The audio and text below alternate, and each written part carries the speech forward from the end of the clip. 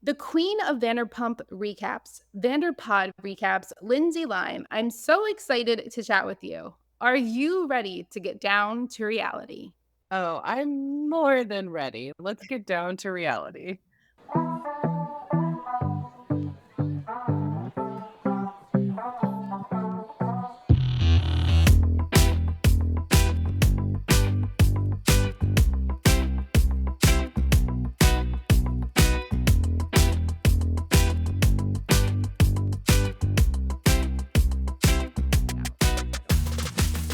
Welcome to Down to Reality. I am one of your hosts. My name is Ro, also known on social media as Reality Ops. And today we have a special guest. If you don't know Lyndsay, you are missing out because she is literally the queen of Vanderpump recaps. She recaps all the podcasts for all of us so that we don't have to listen to every single bit because it can be quite a bit to listen to. You can find her on Instagram. Again, Vanderpod recaps. She's also on TikTok. Go follow her there because I know you're working on building that up as well, right? Your TikTok. Yeah. And do you want to say your Reddit or do you not really post on Reddit as much anymore? No, I post on Reddit. It just is confusing because I my Reddit name, I had no control over it, y'all. So my Reddit name is Additional War 8759. Again, did not make that Reddit name up, but That's so funny because I always wondered. I was like, I wonder what her name means. no, I know. I'm always like, oh no, people think I'm like, oh, that's Oh, not me. Yeah, on Reddit you can't change your name. It was just auto to me. So that's me though. I oh my, really wish I could change it to Vanderpod recaps, but here we that are. is so funny. I have noticed the names are there are like very interesting names. Like it's usually Yeah. two words and okay, so that makes sense now. That's really funny. Oh my god. Just a quick idea of how the podcast layout is going to go. First, doing the recap with Lyndsay and talking about what we feel is most important from the reunion part two. Then Hubs will come on like usual, and we're going to talk a little bit more about the reunion, just a couple of quick things that he wanted to discuss, and talk a little bit about the Valley. And then at the end, we have the news. As always, there's bits of tea within the recap. There's tea at the end, and there's some exclusive information that I did get from sources. And then I just have to add this now. At the end, there is some pretty big tea that I got about Jax and Brittany. So we will talk about then with our latest news. And a lot of this podcast is going to be talking about Joe because a lot has happened this week. So I actually just was reading one of Lindsay's recaps on Instagram before because something we're going to talk about in this episode together is Schwartz and Joe. And Joe did a podcast with Vanderpump Rules Party, who is one of the OG podcasts. You think she was like they were the first podcast maybe for Vanderpump? They were definitely one of the first, if not the first. I think there was Vanderpump Rules Party and then another podcast called Pump Rules. I think those were like the two first. Right, Pump Rules podcast. I think so too. Yes. Yeah. So definitely check that out, Joe's podcast there. We're going to talk about that a little bit, but she did recap the whole thing for you. So she gives you a transcript of everything in the episode that pertains to basically what's important in Vanderpump World, right? Is that how you would explain it? Yeah, I try to listen to a podcast, and when it's Vanderpump related, I recap it. If it's new information, if it's information I think that you would enjoy, those are the parts that I really try to focus on. So sometimes I just recap parts of podcasts. Sometimes it ends up being the whole thing if it's really interesting. But yeah, I know that there's a lot of podcasts out there, and it's hard to keep up with them all. It is. Yeah, no, we appreciate you. And I remember when I messaged you a few months ago, I'm like, hey, would it be possible for you to include timestamps? And you're literally my lifesaver for doing that. I'm not even joking.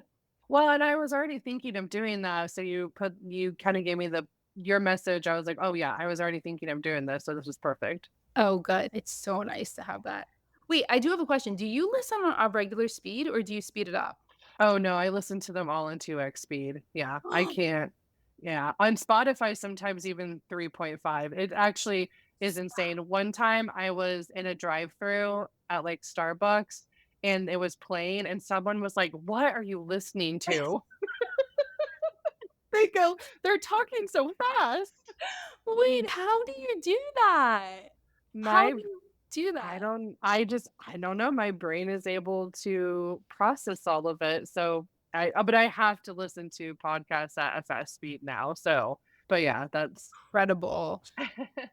I just posted a clip from the Vanderpump Rules Party podcast with Joe, and I did it at my normal 1.2 speed, and hmm everybody's like, "This is so fast," because she talks very fast already, she and does. so the normal speed sounds pretty chaotic, but I tried a different speed to kind of see, like, is this better, is that better, and I'm just so used to that one speed, like, I feel like my brain has gotten used to it, so maybe if I should go a little faster, I'll get used to a faster speed like you are, but and you write it as you that's when you're transcribing it also, or no? Oh, no, no. When I'm transcribing it, I slow it down. But Okay. so when I first started to do these recaps, I typed out every single thing. But now, since Apple Podcasts has its own transcription, I can use parts of that, but it's not the greatest.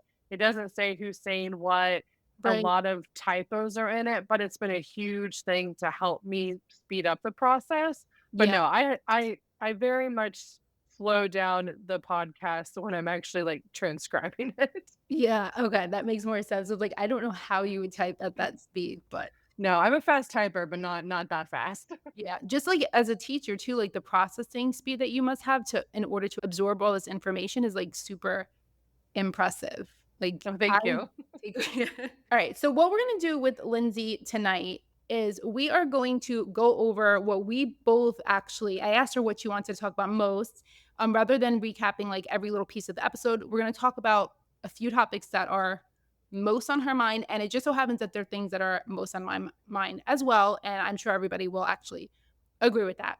So we're gonna talk about the Lala, Ariana, and Katie of it all, with Sheena too. Like they're all kind of mixed in there. And then we're going to talk about Joe and Schwartz and all of that. And with both of them, we're going to get a little bit into the timelines because I know it's confusing. And I know you helped me. You wrote the timeline in one of your posts. I can't remember which one it was. If you remember, you can let me know here because on the last podcast, I tried to remember where it was and I still couldn't. Um, Oh, the Lala and Katie timeline? Is that what yeah. you're talking about? Oh, yeah, I put that on my Insta stories, yeah, because I was, like, working through it in my mind, like, "Okay, this is when this happened, this is when this happened," so it was on my stories. I Oh, should it's on probably your story. yeah, I should now that you say that, I'll make a highlight of that so it's on my page. Yeah, yeah, highlights are great. I always forget about highlights, and I just made a Katie, Ariana, Lala, Sheena highlight on my page, but I Mhm. don't have the timeline there, so let me know and I'll add it to mine to go to yours for the written out timeline of it. Okay, cool. So let's start with that.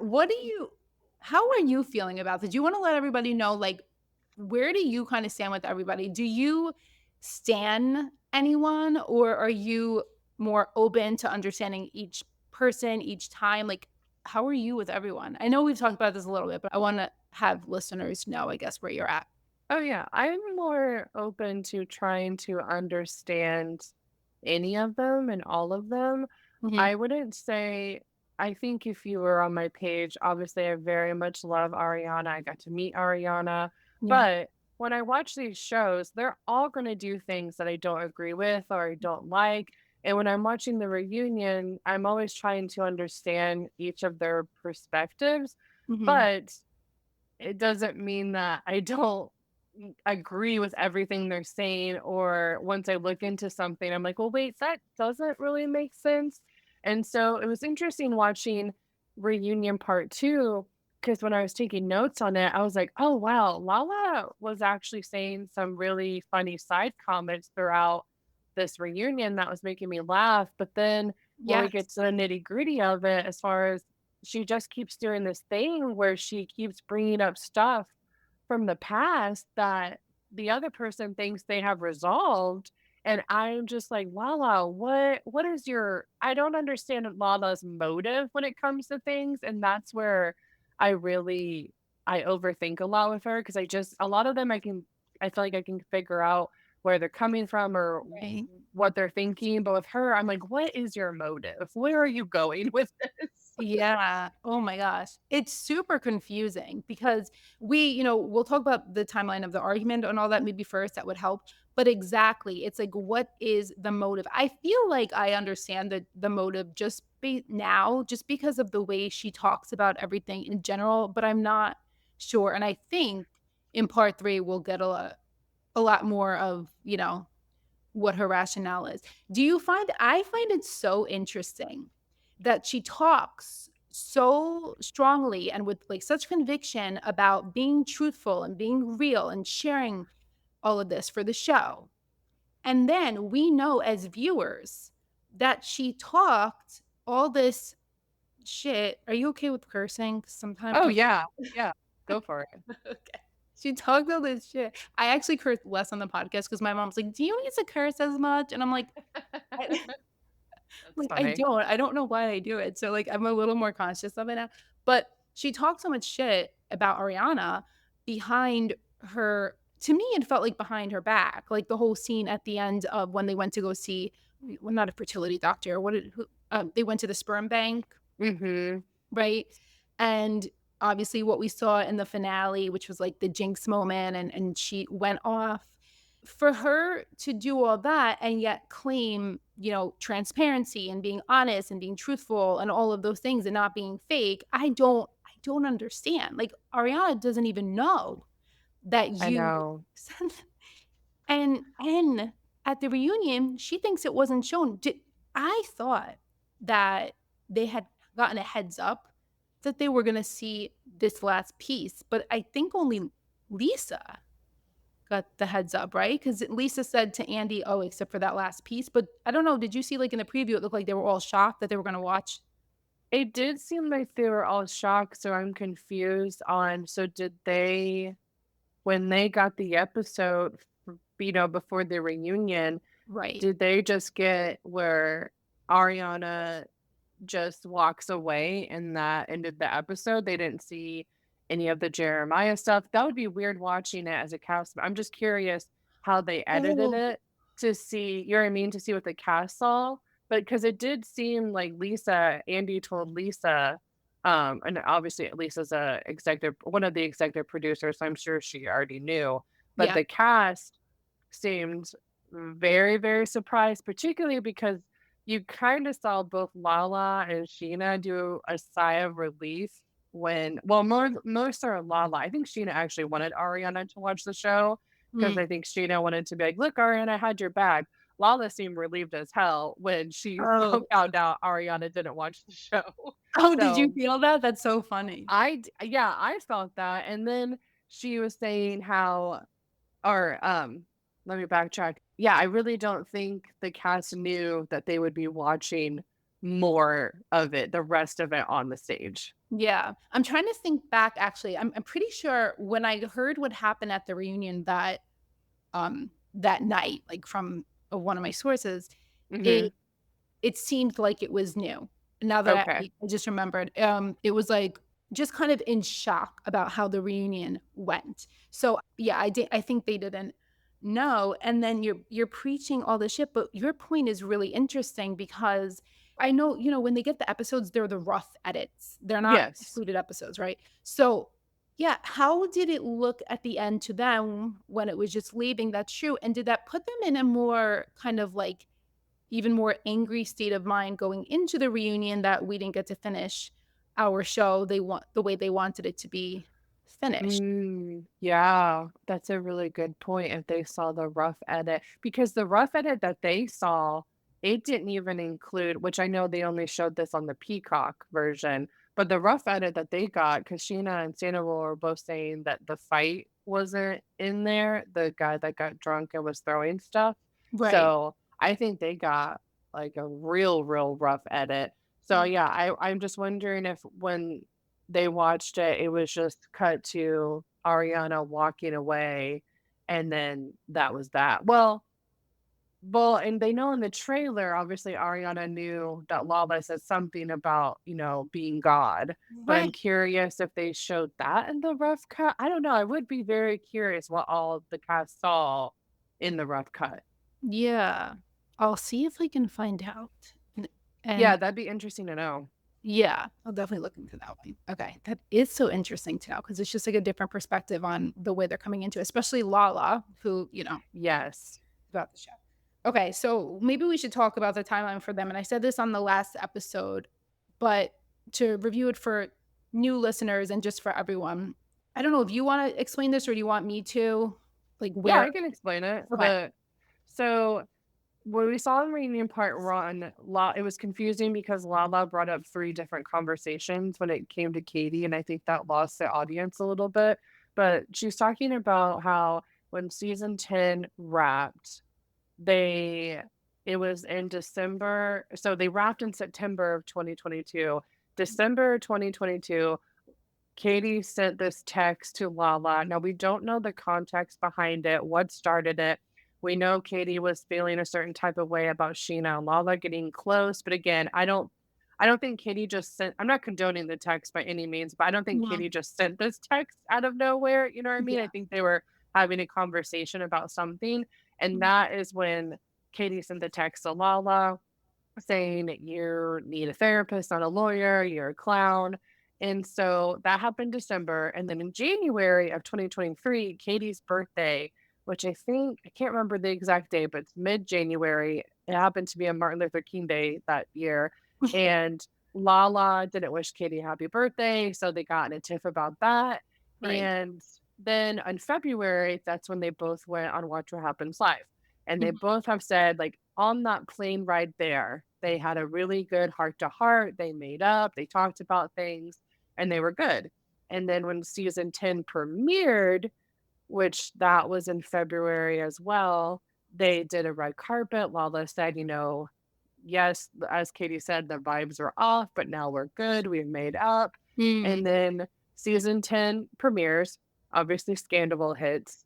And then we have in the season 10 reunion, which I don't know if you remember this, but Schwartz tries to bring up Katie and Lala and Katie feeling a certain way about Lala and Sheena's friendship, but it very much got blown over Mm. and moved on quickly. And I'm guessing it was because obviously they were focusing so much on Scandal. Right. And so it was interesting because that wasn't really talked about, and then obviously season 11 starts, and we didn't get any of this information until now. Lala's bringing it up at the reunion, which again, I just don't understand. Lala, you're all about be real, but Mhm. obviously you're either bringing this up to deflect, or if you're actually still really hurt about it, then that's something that you should bring up to Katie on Yes. your own. So that's where Lala loses me. You're preaching to be real and how Katie's your real friend, but real friends don't do this. A real friend would be like, you know what?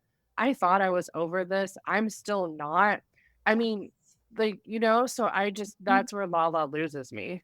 Yes. Oh my gosh, and thank you for adding, like, all the additional things, like, I didn't know about the red carpet and all that, like, that's so interesting. I wanna ask you quickly before we get back to that point about, like, where she loses you. When I read there was an article I had posted, it was from Lala, and she had talked about it too, and she said that they had the fight in January about the birthday, and then in February the article was posted in February, so that was after Watch What Happens Live, and she says how they made up and they were in a good place and blah, blah, blah. And she also teases that she's sure something else will happen though. And they use the word tease. So it's like you're teasing that something else, like you just want the, to me, that reads as, I know you want the drama, so I'm sure something else will happen. Like that's what I get from that kind of statement. I thought it was Yeah, interesting. I know. Well, and it's interesting because, again, the way that that article was written, the way she was talking about that, it seemed like her and Katie had moved on, and she almost talks about in a way of it wasn't a big deal, but Mhm. now it is a big deal. And again, that text that she sent, Katie's text that she sent to Lala, that was very shitty. You don't need to say that to your friend. But we're not getting all the context, and Lala to bring this up now is just weird. Mhm. I agree. And the interesting thing, like, with all the context, I actually thought that that text from the article and from what was the other thing I posted? There was a podcast that she had done. Can't remember who it was with. I have to go back and look, but she had done a podcast and she talks about it also. And I thought the only argument was January. So there was definitely an argument in December as well with Katie and Lala. Yeah, so it's not because Lala, according to Lala, Katie sent the text in December, which makes sense because so Katie on her You're Gonna Love Me podcast, she released one in January where she said the vibes were off between her and Lala. Someone sent in a Q&A question was like, the vibes seem off. And Katie said the vibes are definitely off. And Okay. then Lala responded to that. It was like mid-January after Katie's birthday and was like, oh, I didn't know the vibes were off. I guess they are. And she was like, I guess I should have known with the text message that I think she said recently sent or sent a few weeks ago, which that would make that December. So yeah, the original text was December 2022, birthday January 2023, season 10 premieres in February. But again, they Right. made, you know what I mean? Like Katie No, thought they made up. And so that's where Lala, you're I don't know. I actually I feel like Lala can make some really good points, but mhm. I think she really loses people is when she's feeling gamed up on, or she feels like, oh man, I don't have a good comeback. So I'm gonna bring up something that you did a long time ago Right. and bring it up now. Like a Sandoval, like pulling a Sandoval, like Yeah, a yeah. little yeah. They kind of, like, have a lot of things, not everything for sure, but they have some similar, like, personality traits, I feel like, in ways They of really do. talking and bringing out the worst. I don't know, it's bringing up the worst and saying, like, what will cut someone, I feel like, Mhm. in those moments. It's so interesting. It I mean, is. I have a hard time with Lala because I do feel very strongly that it's for the show. Like, a lot of it is not meaning it's all fake, but her main priority to me, based off of everything that she said, everything that she's showing, is making the money. She always says it affects her livelihood. If you remember, she came at Schwartz in season 10, which was I agreed with her when they had that crazy beach day with Sandoval. Mhm. Sandoval was acting like he wasn't doing shit, and he was, and Katie was, like, not having it, and Schwartz goes into, like, the bar area with Lala and James, and then he talks about, I think he calls her bootleg housewife. I can't remember if it was bootleg housewife. Oh, yeah, something like that. Okay. And they're getting into this fight, and then he says something about her job, and she's like, "That's my livelihood, blah, blah, blah, blah." Meanwhile, she was talking about his bar and all of that first, and it's literally the same exact conversation as with Katie. Like, she got upset at the same thing as she did with Katie, and I truly feel like it's just her soft spot that gets her and hurts her. And when Katie made that comment to her about the lawyers, I don't think she said on the reunion, she wasn't talking about, like, her custody lawyer. She wasn't even thinking of that, it seemed like. And I don't think Katie would think of that. As much as I know Katie rage texts, which, by the way, I personally don't feel like a clown is the worst thing to say to someone. Feel like Lala has said way worse than that. So maybe it's just me, but do I want somebody to call me a clown? Absolutely not. But I feel like they over talk Katie's rage text sometimes.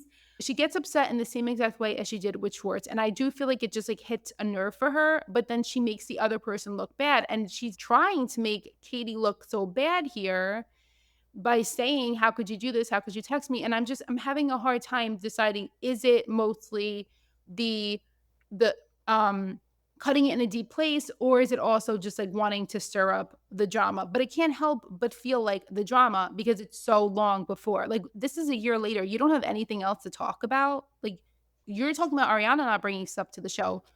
What are you bringing to the show besides Right. old stuff, like, right now? Yeah, I know. And again, if Lala really had an issue with, because it does sound like Katie was venting to Lala, and I will say, I do think Katie was venting more than what she's portraying, but Mhm. I understand.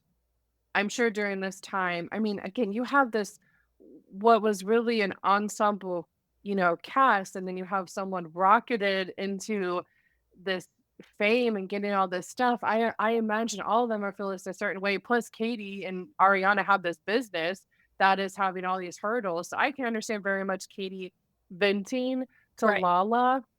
And but again, the Lala seems to be weaponizing that in a sense of bringing it up in this way. But I understand Lala calling out, like, if she felt like Katie was truly acting a certain way off camera than on camera. But I just go back to Lala, your whole thing is be real. Then why didn't you bring this up with Katie and say, hey, I'm really confused because you're bringing the way that you're talking to me off camera seems different now. Mhm. So, you know what I mean? And I just don't think those kind of conversations were happening. And Right. so I don't know if Lala was just like holding in all this stuff and then it just came out of the reunion and she was really feeling all this, or Lala seemed to me have she had this really, really like big fear that season 11 was just going to be so boring. So I Mm, think she was just thinking of ways to, you know, to do things or to say things. Cause I don't really think she cared so much about the Sandoval of it all because she has not been friends with Sandoval ever, you know? exactly, yeah. So for her to keep talking about, "You live in the same house, like, how do you expect to do" why are you so harped on that when you don't care? You're not the one that really cares to film with Sandoval. Yeah, you will if you're told to, but you're Right. not the one. You didn't even invite him to your birthday party, so obviously you have your own boundaries, right? Mhm. So when you keep bringing this up over and over, sometimes I wonder if Lala is speaking for Sheena, if Sheena has maybe said, "Oh, I can't even hang out with Sandoval, but she still lives with him," you Mhm. know? I wonder sometimes. I noticed it a lot this season. I felt like other people Brock did this too sometimes. I feel like he was saying stuff that Sheena was thinking. So Absolutely. then I'm like, you know, is Lala going that route? Or again, during the reunion, did she feel like things were boring? So she brought this all, you know what I mean, stuff from the past. Like that is where I just Right. don't know what direction she's going on. Sorry, that was a tangent, but No, no, I totally agree, and I'm glad you said that because it's true, like, I feel like she's speaking for Sheena, but, I've talked about this before, like, having OCD myself and Sheena having OCD, like, one of the things we have to learn is to trust our own, um trust ourself and trust our yeah. own instincts, trust your 5 senses even, trust our thoughts and all of those things, and I don't like the whole Brock and Lala trying to, like, say out loud what Sheena's saying because I also think that because Sheena's so back and forth with her thoughts, again, I do think OCD is involved there. I don't think it's everything, but I think it could be a big portion of it. So back and forth in her thoughts and how she's feeling. Her saying certain things to people when she's just thinking her thoughts that go back and forth can get in other people's heads and then maybe they can end up speaking for her when she's not even really sure of how she feels and then they're saying how she feels but she's like well that's not really how I feel like I always get the impression that I mean clearly Sheena is hurt by Ariana not being there enough for her Right. and for right? Um, and I think that this is something as much as I love Ariana, this seems to be a common feeling among the friends. I think that they feel like Ariana doesn't back them enough in situations. Sheena felt like Ariana should have shut things down more when she was getting a lot of like backlash online. Lala felt like Ariana didn't vouch for her enough with the whole Randall thing with the whole, what we found out this week, the Charlie thing, Mhm. Yeah. and Charlie do you remember what Charlie said about her, by the way? I can't even remember right now. She said something like, you fucked the wrong guy and you didn't get the house." Something along those lines, yeah. Yeah, which, by the way, another interesting to note there is that Sandoval was there in that room also, and Sandoval said much worse things about Lala and in the confessionals of that episode. So the fact that she's going after Ariana only about that odd, but it's interesting. So Ariana kind of like smiled uncomfortably and shook her head, and they showed that whole plant scene that was not shown on the episodes, but it was shown on the reunion where Lala had Mhm. cleared it up with Ariana. They talked about it. or actually, I should even say more, Ariana cleared it up with Lala. Like, I feel like she apologized to her. She let her know that she would do it differently if she could do it over again. I guess watching it back helped her. And so she, they had that cleared. That's another example of something that was cleared and then something that Lala still brought up because it wasn't shown. And like Ariana said, but we had this conversation. Like, we're not going to rewrite history. Like, just because it wasn't shown doesn't mean it didn't exist and it Right. happened. Um, Well, but and if you remember, why is Lala mad at Kristen? Because Kristen I was was doing just a going. yes, because That's where I Kristen was going. we're on the same wavelength, bro. Because Kristen did a live show Yes, and Gigi said something, and Kristen uncomfortably laughed and yes, covered her mouth and didn't defend Lala. So yeah, obviously, this is a trigger mhm, for Lala and she needs to let her friends know, yes, hey, because I'm not gonna lie, I'm the type of person I hate confrontation. right, So I could be the friend. Now, I guess it really depends on the circumstances and what is being said, but I very much could be the person that would just kind of go into my shell mm, and either uncomfortably laugh or do something. So yeah, this is now, again, the second time with Lala that she sees this, but the difference is with Kristen, she didn't even, like, bring this up to Kristen, she talked about it with everyone else, mhm, and Kristen didn't even know if she was upset about it. Now, Ariana, they actually had a conversation at the plant shop, which I thought was so shitty that they did not show this conversation yeah, in the actual show, because now this is the second time mhm, where, because in season, I think it was 9, they it's on an ex the if you go to Bravo, it's like an extended cut of a scene, but yeah, Lala tries to say, "Ariana, you never text me how you are," and Ariana's like, yes, "Here's all my text messages." So now we have a second time where Ariana is saying it's being cut out where Ariana, is trying to defend herself, and here we have her saying, "You know what, Lala? I should have in that moment said this was over the top and you need to not say that, and I'm sorry that I didn't." And they didn't show that. And I was just like, that I remember watching that scene and thought that scene was weird because the way they edited it, it was very heavy focused on James. And I was like, why are they talking about James so much? Well, yeah, you could have went the actual storyline of here's Ariana and Lala like actually trying to be friends. Here's right, them working it out. But no, we have again Lala bringing it up during the reunion, and as Ariana said, like, "You're trying to act like we didn't make up, and we did." yeah, yes, oh my gosh, yes, that is so funny, I'm so glad that you got it. Same. It's like the same thing. She has these things and she's putting everything on other people rather than looking at it as, maybe she can see things differently or maybe she can work on some things. It's funny because I am like you were saying the confrontation thing, like something I had to learn myself. It sounds silly to say like as I got older, but like literally like I would say like my after I turned 30, I'm almost 40 now. Gosh, I don't want to say that. It's the worst to say that. And I'm sorry if you're older 40 because I know it's so annoying when I hear like 27-year-olds being like, ugh, almost 30. But anyway, as I got older, I would say it took me that long to kind of realize not everybody responds like me. Like you're saying you don't like the confrontation and won't speak back and all that as much and might be more comfortable. My husband is the same way where Yeah. I am like if I don't agree with something, I will say it, but I'll put it always puts me in a bad they say don't shoot the messenger or what do they say? What's the saying about the messenger? I sound like Jax now. Is it don't I shoot the think I think just don't shoot the messenger, yeah. yeah.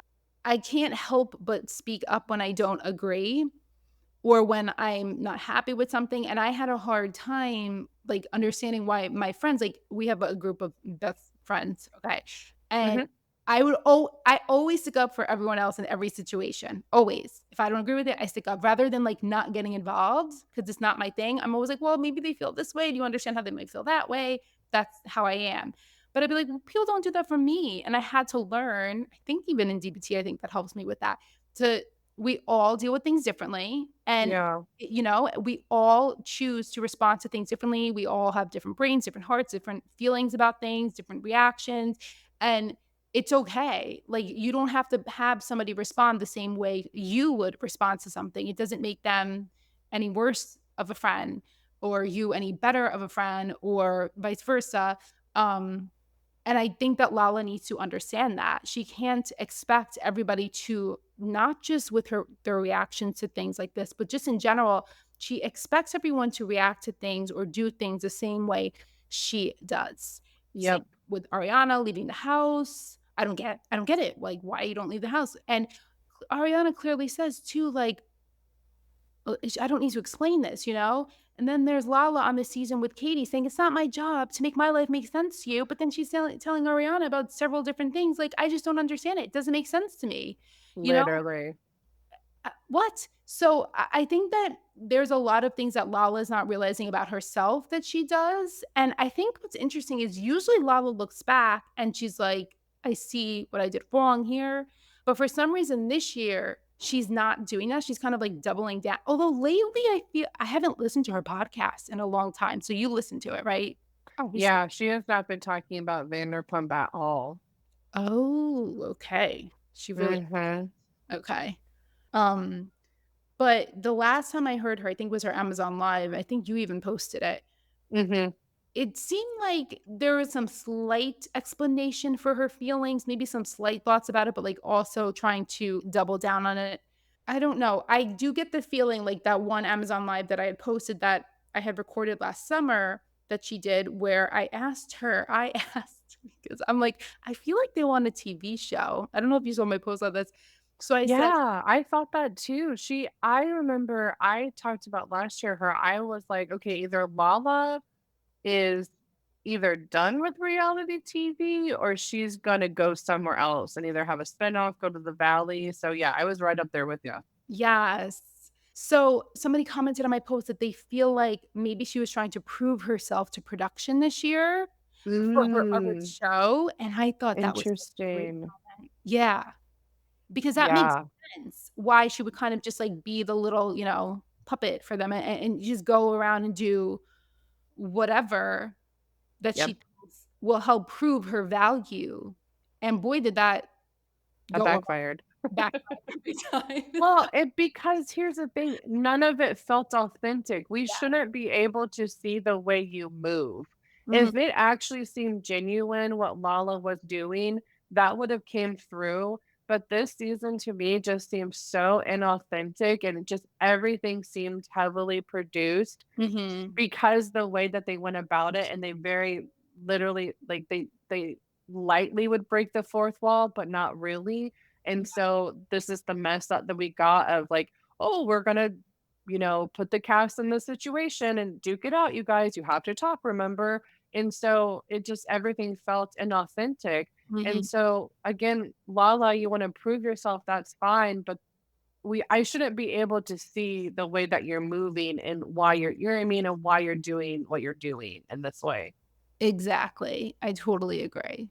So I just realized we left off we were talking before about Sheena, but then we were having such good conversation, and I'm trying to remember where we left off with Sheena with it. Oh, speaking for Sheena, that's what it was. Yes. Um, The only thing that I thought was so did you watch the extended version? yes, I did. Okay. No, so the only part that I thought was Sheena that was interesting was when Sheena said that she wanted Ariana to have a conversation with Tom for her. I thought that was the most wild thing I've ever heard. Okay, I'm going to explain this. Yes, I know. I'm gonna explain okay. Well, tell me your thoughts, and then I will explain what I think about it, co because I rewatched that part quite a few times because I was just like, okay. Because at first I was like, hang on, is this show driven? Like, is this Sheena trying to get Ariana and Tom to have a conversation? But this was before the Tahoe trip. yeah. So, and after the Tahoe trip, I think is when Baskin said he had a come to Jesus moment with the cast and like sat them all down. Mhm, But so I was watching it and I was like, okay, Sheena, so you're saying you wanted Ariana to have a conversation with Sandoval so you could see how she felt. And so you could see she could come back and report to you and tell you if he thought you were being played or she thought he was being genuine. I was like, what world, Sheena? Mhm. The way that Ariana is right now, she is not going to come back to you and be like, you know what? I think Sandoval is being real right now. She does not want anything to do with that man. Mhm. So, and I understand Yeah. Sheena even says she doesn't have the best way with words. So and I really do enjoy Sheena. So I'm going to try to give her some credit. Yeah. Oh, Maybe you like she Sheena? did it yeah, maybe she didn't mean it quite this way, but I thought that was the most wild thing I've heard for her to say, "I wanted you to talk to him for me." Yeah. When, girl, you are more capable. If you wanna have a conversation with Sandoval, you go right ahead, and we saw where that went, right? He kept dragging you and bringing up stuff from you, so Right, right. And Ariana, I'm actually really glad they didn't show this because one, it would look even worse for Sheena. But two, it would look really bad for Ariana for some people because she was just like, I loved it because she was like, no, I am not doing that. She yeah. shook her off. She literally was like, Sheena was behind her in the pool. Ariana was like facing out in the pool. Like I think she had a drink there. Sheena's behind her, like I think like leaning on the steps, but waiting in the pool. And like, can you please talk to? It was a very interesting moment, almost like a kid. Can you talk to dad for me or like like it was a very interesting conversation and that they Right. happened to it was important but I could see how showing it would be like super misleading. Okay, let me just lay out the scene for listeners kind of explicitly for those who did not see the extended version. So they showed a clip of and then there was additional conversation at the actual reunion and I wrote it down. So Sheena said to Ariana at the pool, "You're the person who knows him better than anyone. Would you be open to having a conversation?" And while she's saying this, Ariana is like kind of talking over her and she's like, "I will not do that for you." And Sheena's continuing to talk and she's like, "Will you just have another conversation with him this time just to see how?" And she continues, and Ariana cuts her off and she's like, "No, because that will be for him and I'm not giving him that." And Sheena's like, "Well, actually, it wouldn't just be for him." And this is all over the place. Again, they're like kind of talking all over each other. She says, "It would kind of be for me to hear how you feel having a conversation with him today." Like she means today versus in the past. And Ariana cuts her off and she's like, "No, sorry, babe. I'm not doing that for you." And then Sheena explains at the reunion, she says she wanted to let go of the hate because she says it was consuming her as a mom and it was having her daughter have to see her like break down crying on the phone and just not basically being able to be herself. Sheena says specifically at the reunion portion that she was just asking like if you could see if I'm being played, if you think there's any truth to his feelings right now. And so she wanted Ariana to see if she was being played or not. So when I first heard it, I was like looking at my husband. I'm like, what is she saying? And then it clicked right away Yeah. for me. So this is where again, and I'm going to talk about this more when Hubs comes on for the second part of this podcast because I know he Yeah. has things to say about it also. But OCD, one thing you do is you seek reassurance. And an example of this can be, for instance, let me give an example like that a lot of people can relate to. Let's say a kid is at a theme park and there's a ride that they're now able to go on and they've always wanted to go on it and they're really excited to go on, but like once they get up, they're like starting to get afraid and they're saying to their parents like, I don't know, can I go on it? I don't know, should I do this? Should I do this? I don't know if I can do this. I don't know if I can do, and they're asking their parents, they're asking, right, and they're saying it out loud.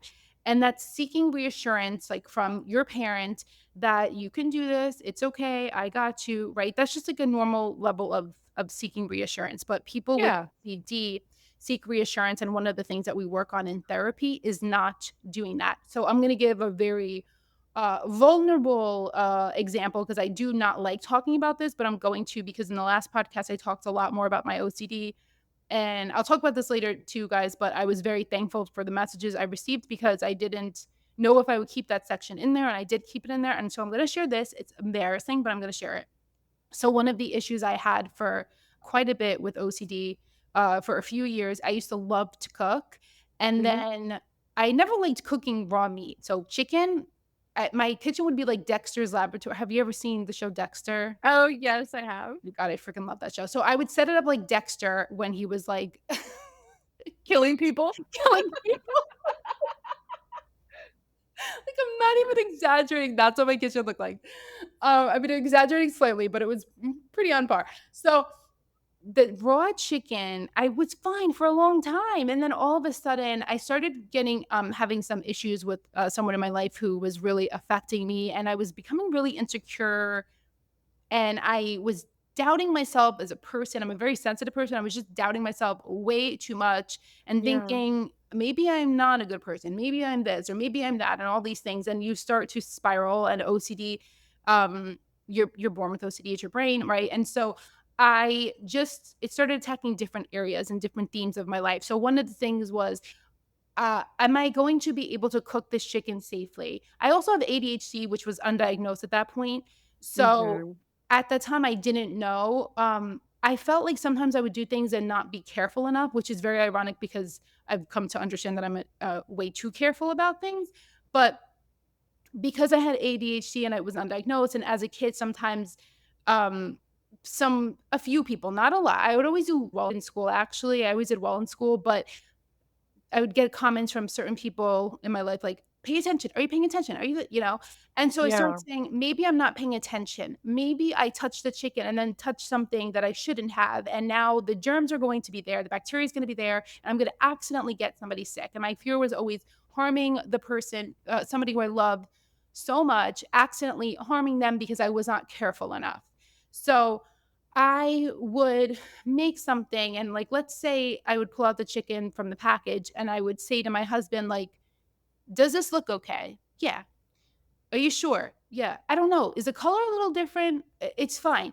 "Are you sure?" "Yeah." I wouldn't trust my senses, right? And then I would smell it. I'd be like, "Oh, wait, wait, wait. It smells a little weird." And he'd be like, "But it always smells like that. Remember we learned when it comes out of package?" I'm like, "Are you sure? I feel like this is a little different." And so I would seek reassurance. I would try to get reassurance for what I needed to help me with my anxiety and help me with my obsession. So that your obsessions are like the fear, and then your compulsions are what you're doing to help that fear. So my compulsions were seeking reassurance that helps to calm my anxiety. Okay. Um, Yeah. so Sheena, I felt, I could be wrong, but this is the feeling I got, was that she was trying to seek reassurance and she kept doing this. She wanted from Ariana to say to her, Sheena, it's okay. You can do this or whatever, because she felt too guilty in her own head to make the decision, or she just wasn't feeling strong enough with her own decision making, I'll say. Just like how Brock said he feels like her mom made her not feel like she could do anything right. I relate to that a lot. Um, Mhm.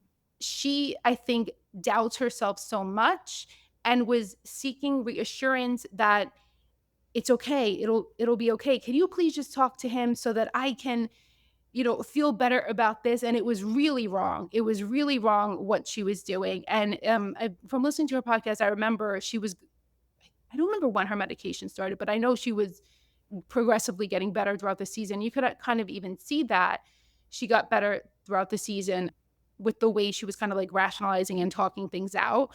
But Mhm. she was really kind of like, I don't know what word, just really flustered and like all over the place. And it was kind of painful to watch for me because I'm like, oh my gosh, she wants Ariana to say to her, yes, it's fine, whatever. And Ariana's not going to give that to you, and Ariana shouldn't give that to you because it's not her place. But I did see it as it's her brain going nuts, wanting somebody to help her and her thoughts and her feelings feel better. She wanted that from Sandoval, and that's why she was asking Sandoval to do things. She wanted that from Ariana, and she was asking Ariana to do things when what she really needed to do is say to herself, "What do you want?" Make your own boundaries clear for yourself and say to Ariana, "Listen, I love you so much." A conversation at the end of the season, she should have had at the beginning. "I love you so much.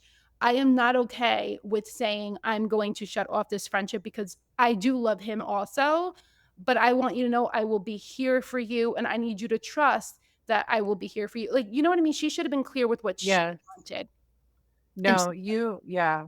You're exactly right, and first of all, thank you so much for sharing your experience because I think that puts things in such a good perspective, and also it's I really appreciate you sharing that, and I know it's hard to share those stories. I myself, I wish my husband was in here because you telling that, literally, Ro, I am so similar. I've talked about this on my Instagram, but I've been trying to find a therapist because I think OCD is something that I myself have struggled with Mm. for a long time, but um it's very vulnerable for me, and I noticed it actually a lot more when after I had my son.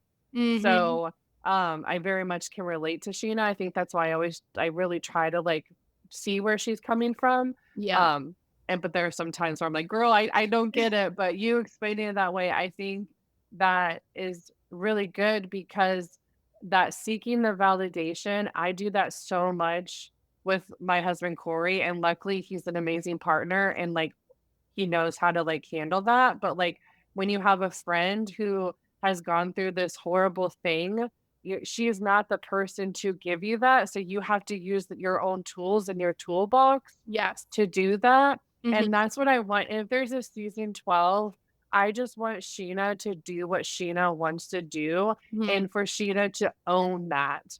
And Yeah. she's gonna make mistakes, she's gonna be messy, but like just say what you want to do and do it. Yeah. And so, because Ariana's not gonna be like, hey girl, Mhm. you go talk to Sandoval, you go talk to him, you have the best conversation. Right. That's not for her to do. Right.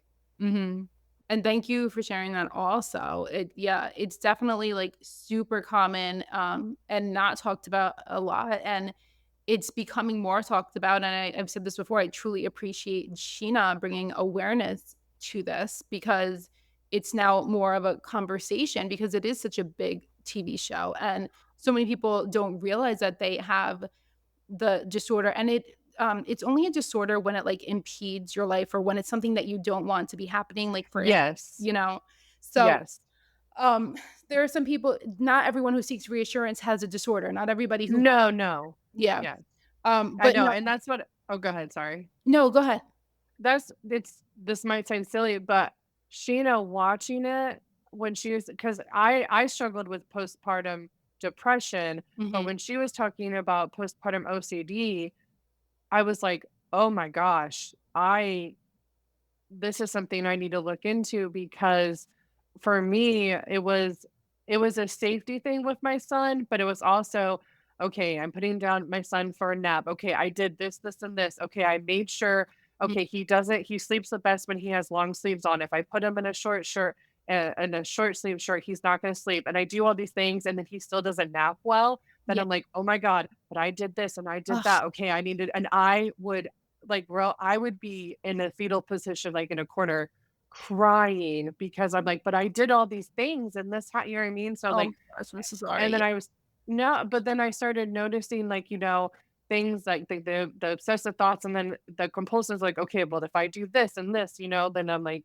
I started realizing that and then reflecting on it. I'm like, oh, wait, this is something I've struggled with my whole life. So that's why I said, like, okay, I need to get my ass back in therapy because I've done a lot of trauma work, but like that is a component of like I'm just now recognizing it with myself. Yeah. So again, but that's something like I know it sounds silly, but Sheena talking about that was like, I can only imagine. I'm sure a lot of people were like, wait a second, Yeah. this is something that I've struggled with. And Mhm. so I really try to focus on that with Sheena Yeah. because I think, I don't know, I've always said I think the girl's got a big heart. And I Oh, do I yes. do think that with her. Yes, me too. No, I think I love that you're saying that, like, to keep this conversation going more, like, and much more deeply in season 12. I think that the show would benefit a lot from that and not making it just so orchestrated, but, like, getting more to the heart of things and just digging deeper and maybe not even having to film quite as much or,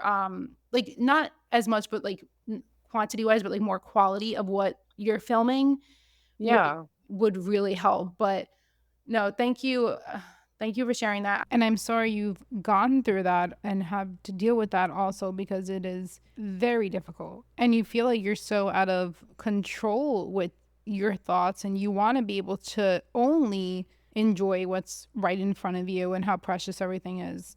I completely relate to the child thing. It's hard, and postpartum is something again, and we're seeing Nia. You watch The Valley, right? Do you watch The Valley? Yes, yes, I do. And the conversation on that is really good and important because I don't know about you, but when I was younger, I thought of postpartum as only like when people would have postpartum depression, only people who basically like feared harm or had like intrusive thoughts of harm. And that's not, that's No, that's more of the psychosis. There is like postpartum psychosis, and that's a scary, scary thing. And that's unfortunately what we hear a lot in the news. Mhm. But postpartum depression obviously can come along with that, but that's not the um what most, you know what I mean, like people that can what they go through. The actual psychosis part is a very like small percentage and is extremely scary, Mhm. as we can hear and see.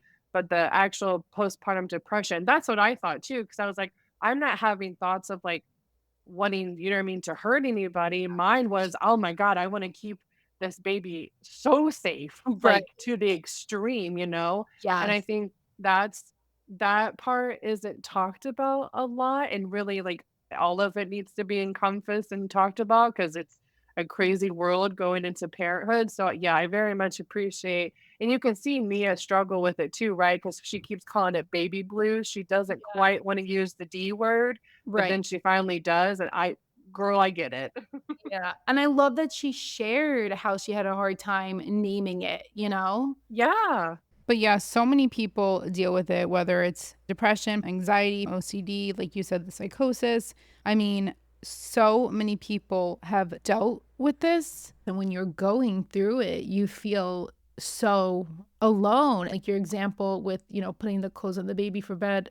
Oh my gosh. Like I'm sure so many people are going to hear that and say, I've done that or I've done a version of that. And yeah, I just appreciate you sharing. And I know you mentioned the therapy. I definitely recommend for anybody who's struggling to get help as quickly as you can once you like realize it because I kept thinking I'm also somebody who I'm the eldest in my family, and I want to I never accepted help before. I was like, yeah, I'm fine. Like I'm the oldest or I'm the one to take care of everyone else and I don't want anybody to have to help me and I want to be independent and I want to be these things and now, well, not as much now. Now I'm like very much more balanced, but then finally after I was like I need help. But I yeah, wish I had gotten it sooner because if I had gotten it sooner, it wouldn't have has been as deep of a hole to kind of climb out of and you yeah, can always climb out. You just need to get the right help and talking about it,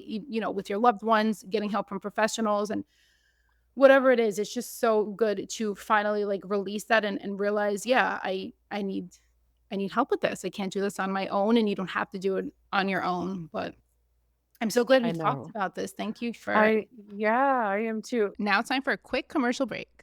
For those of you guys who love tumblers like we do, check out Kim's Glitter Factory on Instagram and Etsy for customized, personalized glitter tumblers. From wine, coffee, water, and Stanley tumblers, she has you covered. She went viral last year with her Bravo VPR inspired designs, which made their way to all the cast members and quite a few other celebs. There's a link to her Etsy page at the top of her bio. For all of our listeners, she's offering a special promo code for 10% off. Just use code REALITY10.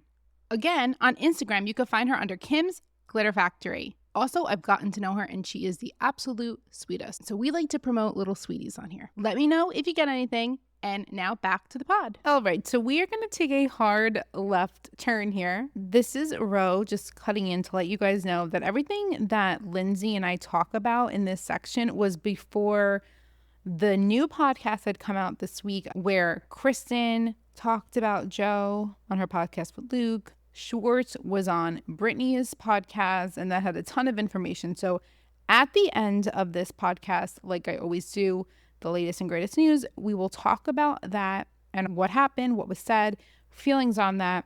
I did decide to leave this in here because it still covers a bunch of it. And also, I thought it'd be interesting to hear our perspectives on it, and that coupled with what we later found out, especially if you do not know what was found out later on.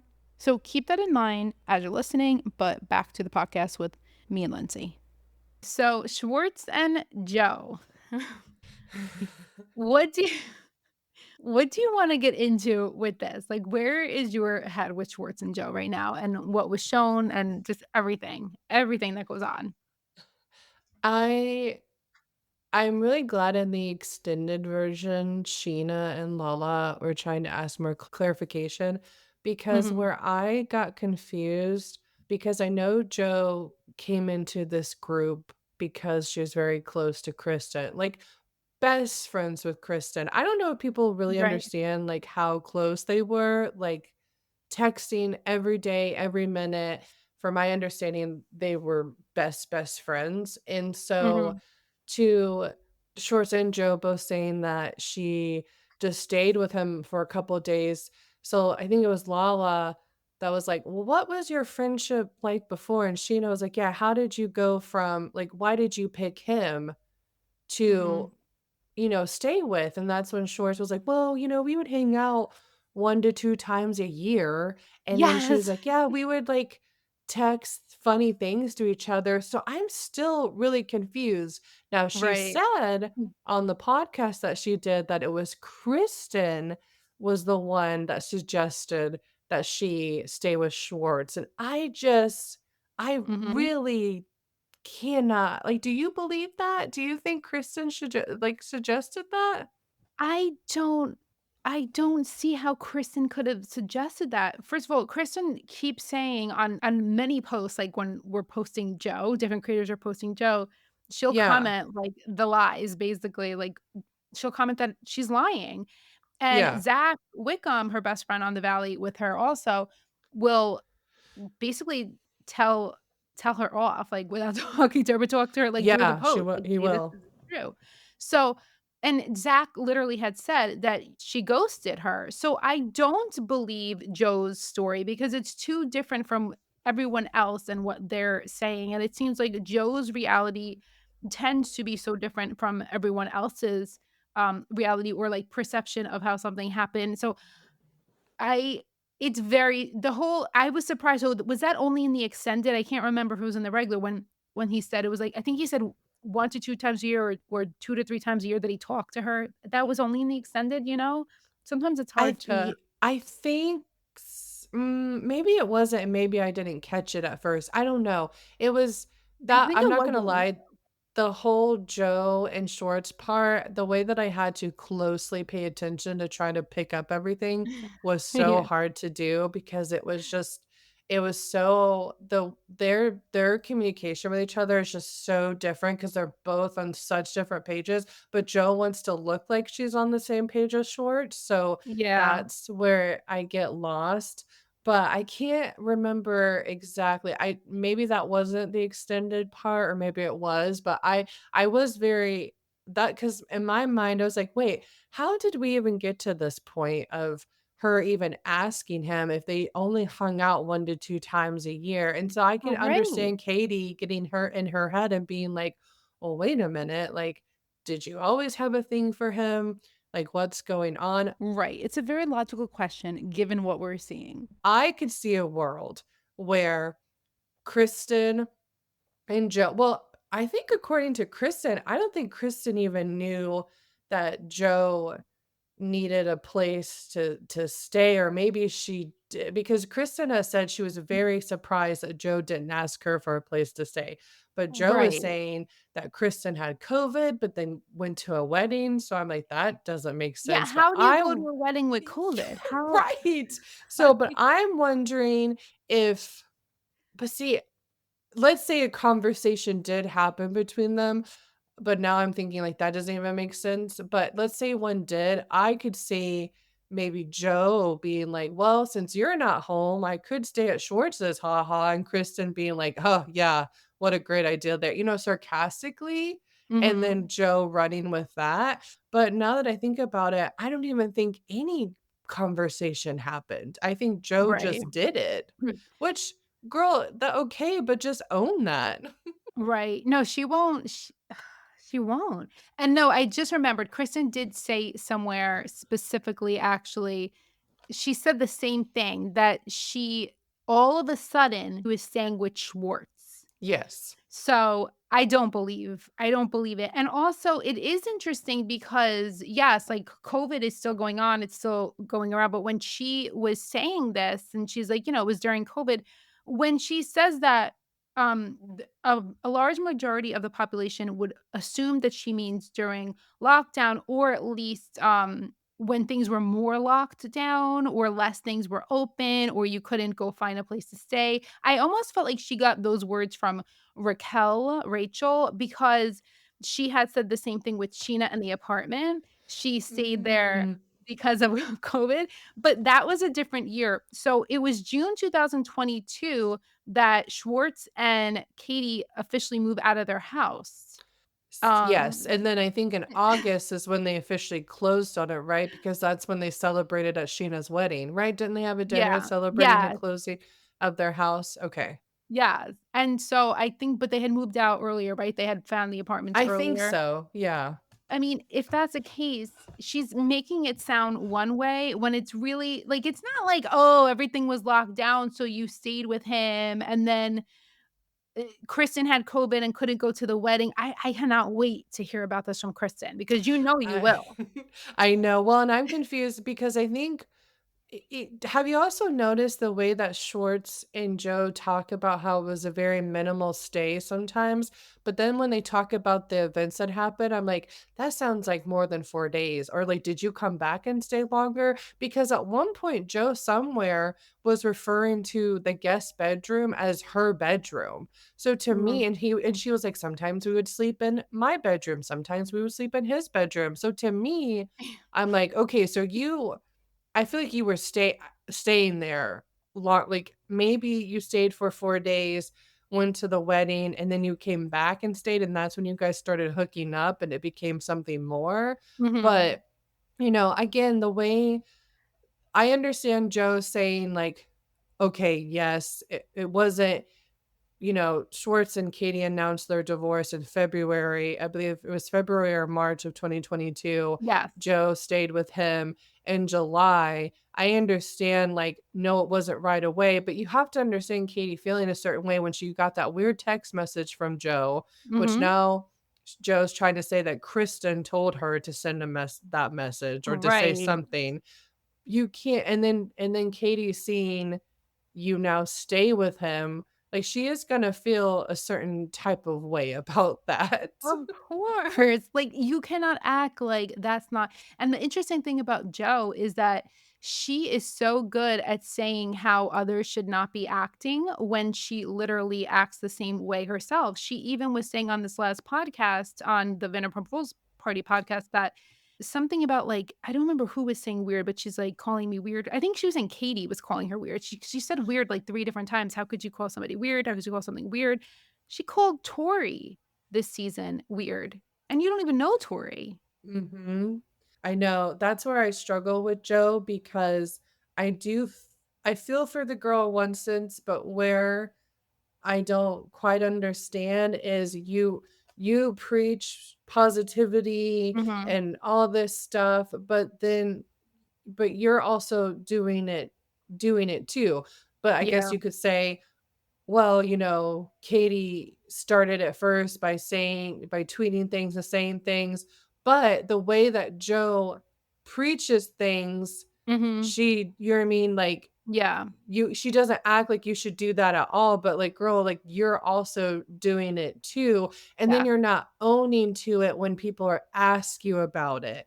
That's Mhm. with something with Joe, if you notice on like your Instagram lives, if you just like try to get her to explain her behavior or like try to understand something, she gets so defensive So and defensive. so like she goes all over the place, and a lot of Yeah. the times, like, no, don't get me wrong, like, some people in those lives just strictly go on Mhm. there just to troll her and do Yeah. things, but some people are, like, asking, like, real Legit. questions and trying to understand, and she loses her damn mind, and I'm just like, "Whoa, so that, girl, you gotta take ownership of your own behavior." Like, Yes. you Yeah. obviously, like, you're talking about all these mean girls, but I think there's a little mean girl inside of you too. Yeah.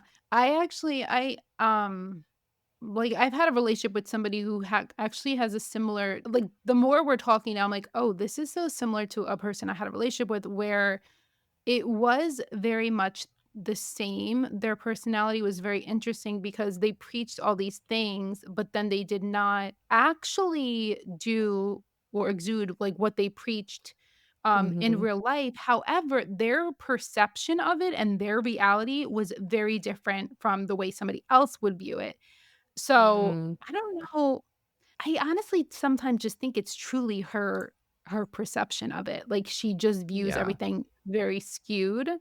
Um, I mean, the whole Schwartz thing too. Well, first of all, I want to say, like, I agree with you. I think that Katie has every right to be upset with her. I mean, she would have she would have said the same thing if somebody had done this to her.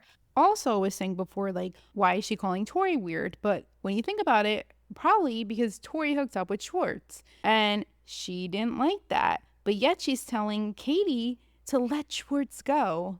So interesting. She can't let him go, but Katie was supposed to let him go, and Katie was actually married to him. I think it's very strange that now all of a sudden she's saying Kristen told her to say she's sorry for the divorce, but yet at the finale, Joe was like, I sent you that nice apology, and Mhm. or sorry, I sent you that nice note or whatever when you got divorced, like trying to act like it was like genuine from the heart. Meanwhile, it was like Bieber loves you, but it wasn't even that nice. And then she gave an apology and she expected an apology back. You don't apologize just to get something back. That's not a genuine and real apology. And that's where Katie is really good at reading people and feeling things and understanding situations and looking at the way people move. And she's like, if it's not genuine, I'm not taking it. I'm not putting up with it. I don't agree with it and whatever. And maybe she has some choice words and she's not so eloquent with her words. Many of us aren't. Um, Joe has choice words also, and calls people things. So it's just such a wacky situation. It's just so I weird. know. Well, and I don't know, I caught this when I was taking notes, but there is a part where when they're talking about Kristen and Short said, well, Kristen had her whole melodrama going on in her situation, and Katie said, well, Kristen was surprised you didn't hit her up. And you hear Joe say, she whispered, she said, and I think she was about to say, I did actually hit Mm, Kristen up, but then Short started talking, and this is a mhm. part where I almost feel like they need, like, different eh, they need more than a host than just Andy, so, like, everyone can pick up on this. Because I really would have liked Andy to be like, "Hang on a second, are you saying you did hit Kristen up first?" Because I would have loved to see what Right. Joe said, and again, did you like, where my mind goes with Joe, because I've learned this with Sandoval, right? Mhm, There may be some truth to what they're saying, but they're either exaggerating or they're mhm. leaving key details out. So, like, Yeah. Joe, did you because Kristen describes it as she had lunch with Joe and then pretty much they never heard from her. She tried to text her the next day, didn't hear from her. So then, but that, see, and that doesn't even make sense with the COVID. You know what I mean? Joe saying that Kristen had COVID and stuff because you just saw her. But Yeah. let's say, whatever, a few days go by and Joe texts Kristen and says, "Hey, what's up?" And Kristen's like, "Oh man, I have COVID. I'm supposed to go to this wedding." You know what I mean? I could see it being something like that and then Mhm. Joe telling it in a very different way. But Right. but if I'm honest, I don't think Joe's even twisting things. I think she's just truly saying things that are not happening. Mm. And it's Yeah. weird because I don't think it's manipulative, but I don't know I'm still trying to figure her out. I don't know where I it's coming from, know. but all I can think about is recently, I don't know if you heard, but when Kristen was on her podcast and she talked about how Joe called her brother and was saying how Brittany and Jax text Joe and told her about Kristen's dog, and Kristen was like, literally, I'm sitting by Brittany right now, and Brittany did not send you a text. Like, now Right. Kristen wasn't talking to Joe. Joe was talking to her brother and had her on speakerphone and didn't know Kristen was there. But I was just like, Mhm. so you're just like you're just making up story, like, you're pulling this out of your Mhm. ass." Yeah. Like But I'm like, she's no, she is. That's why that whole turtle story, when Joe said she was walking her pet turtle and then it fell out Oh, of reach, yeah.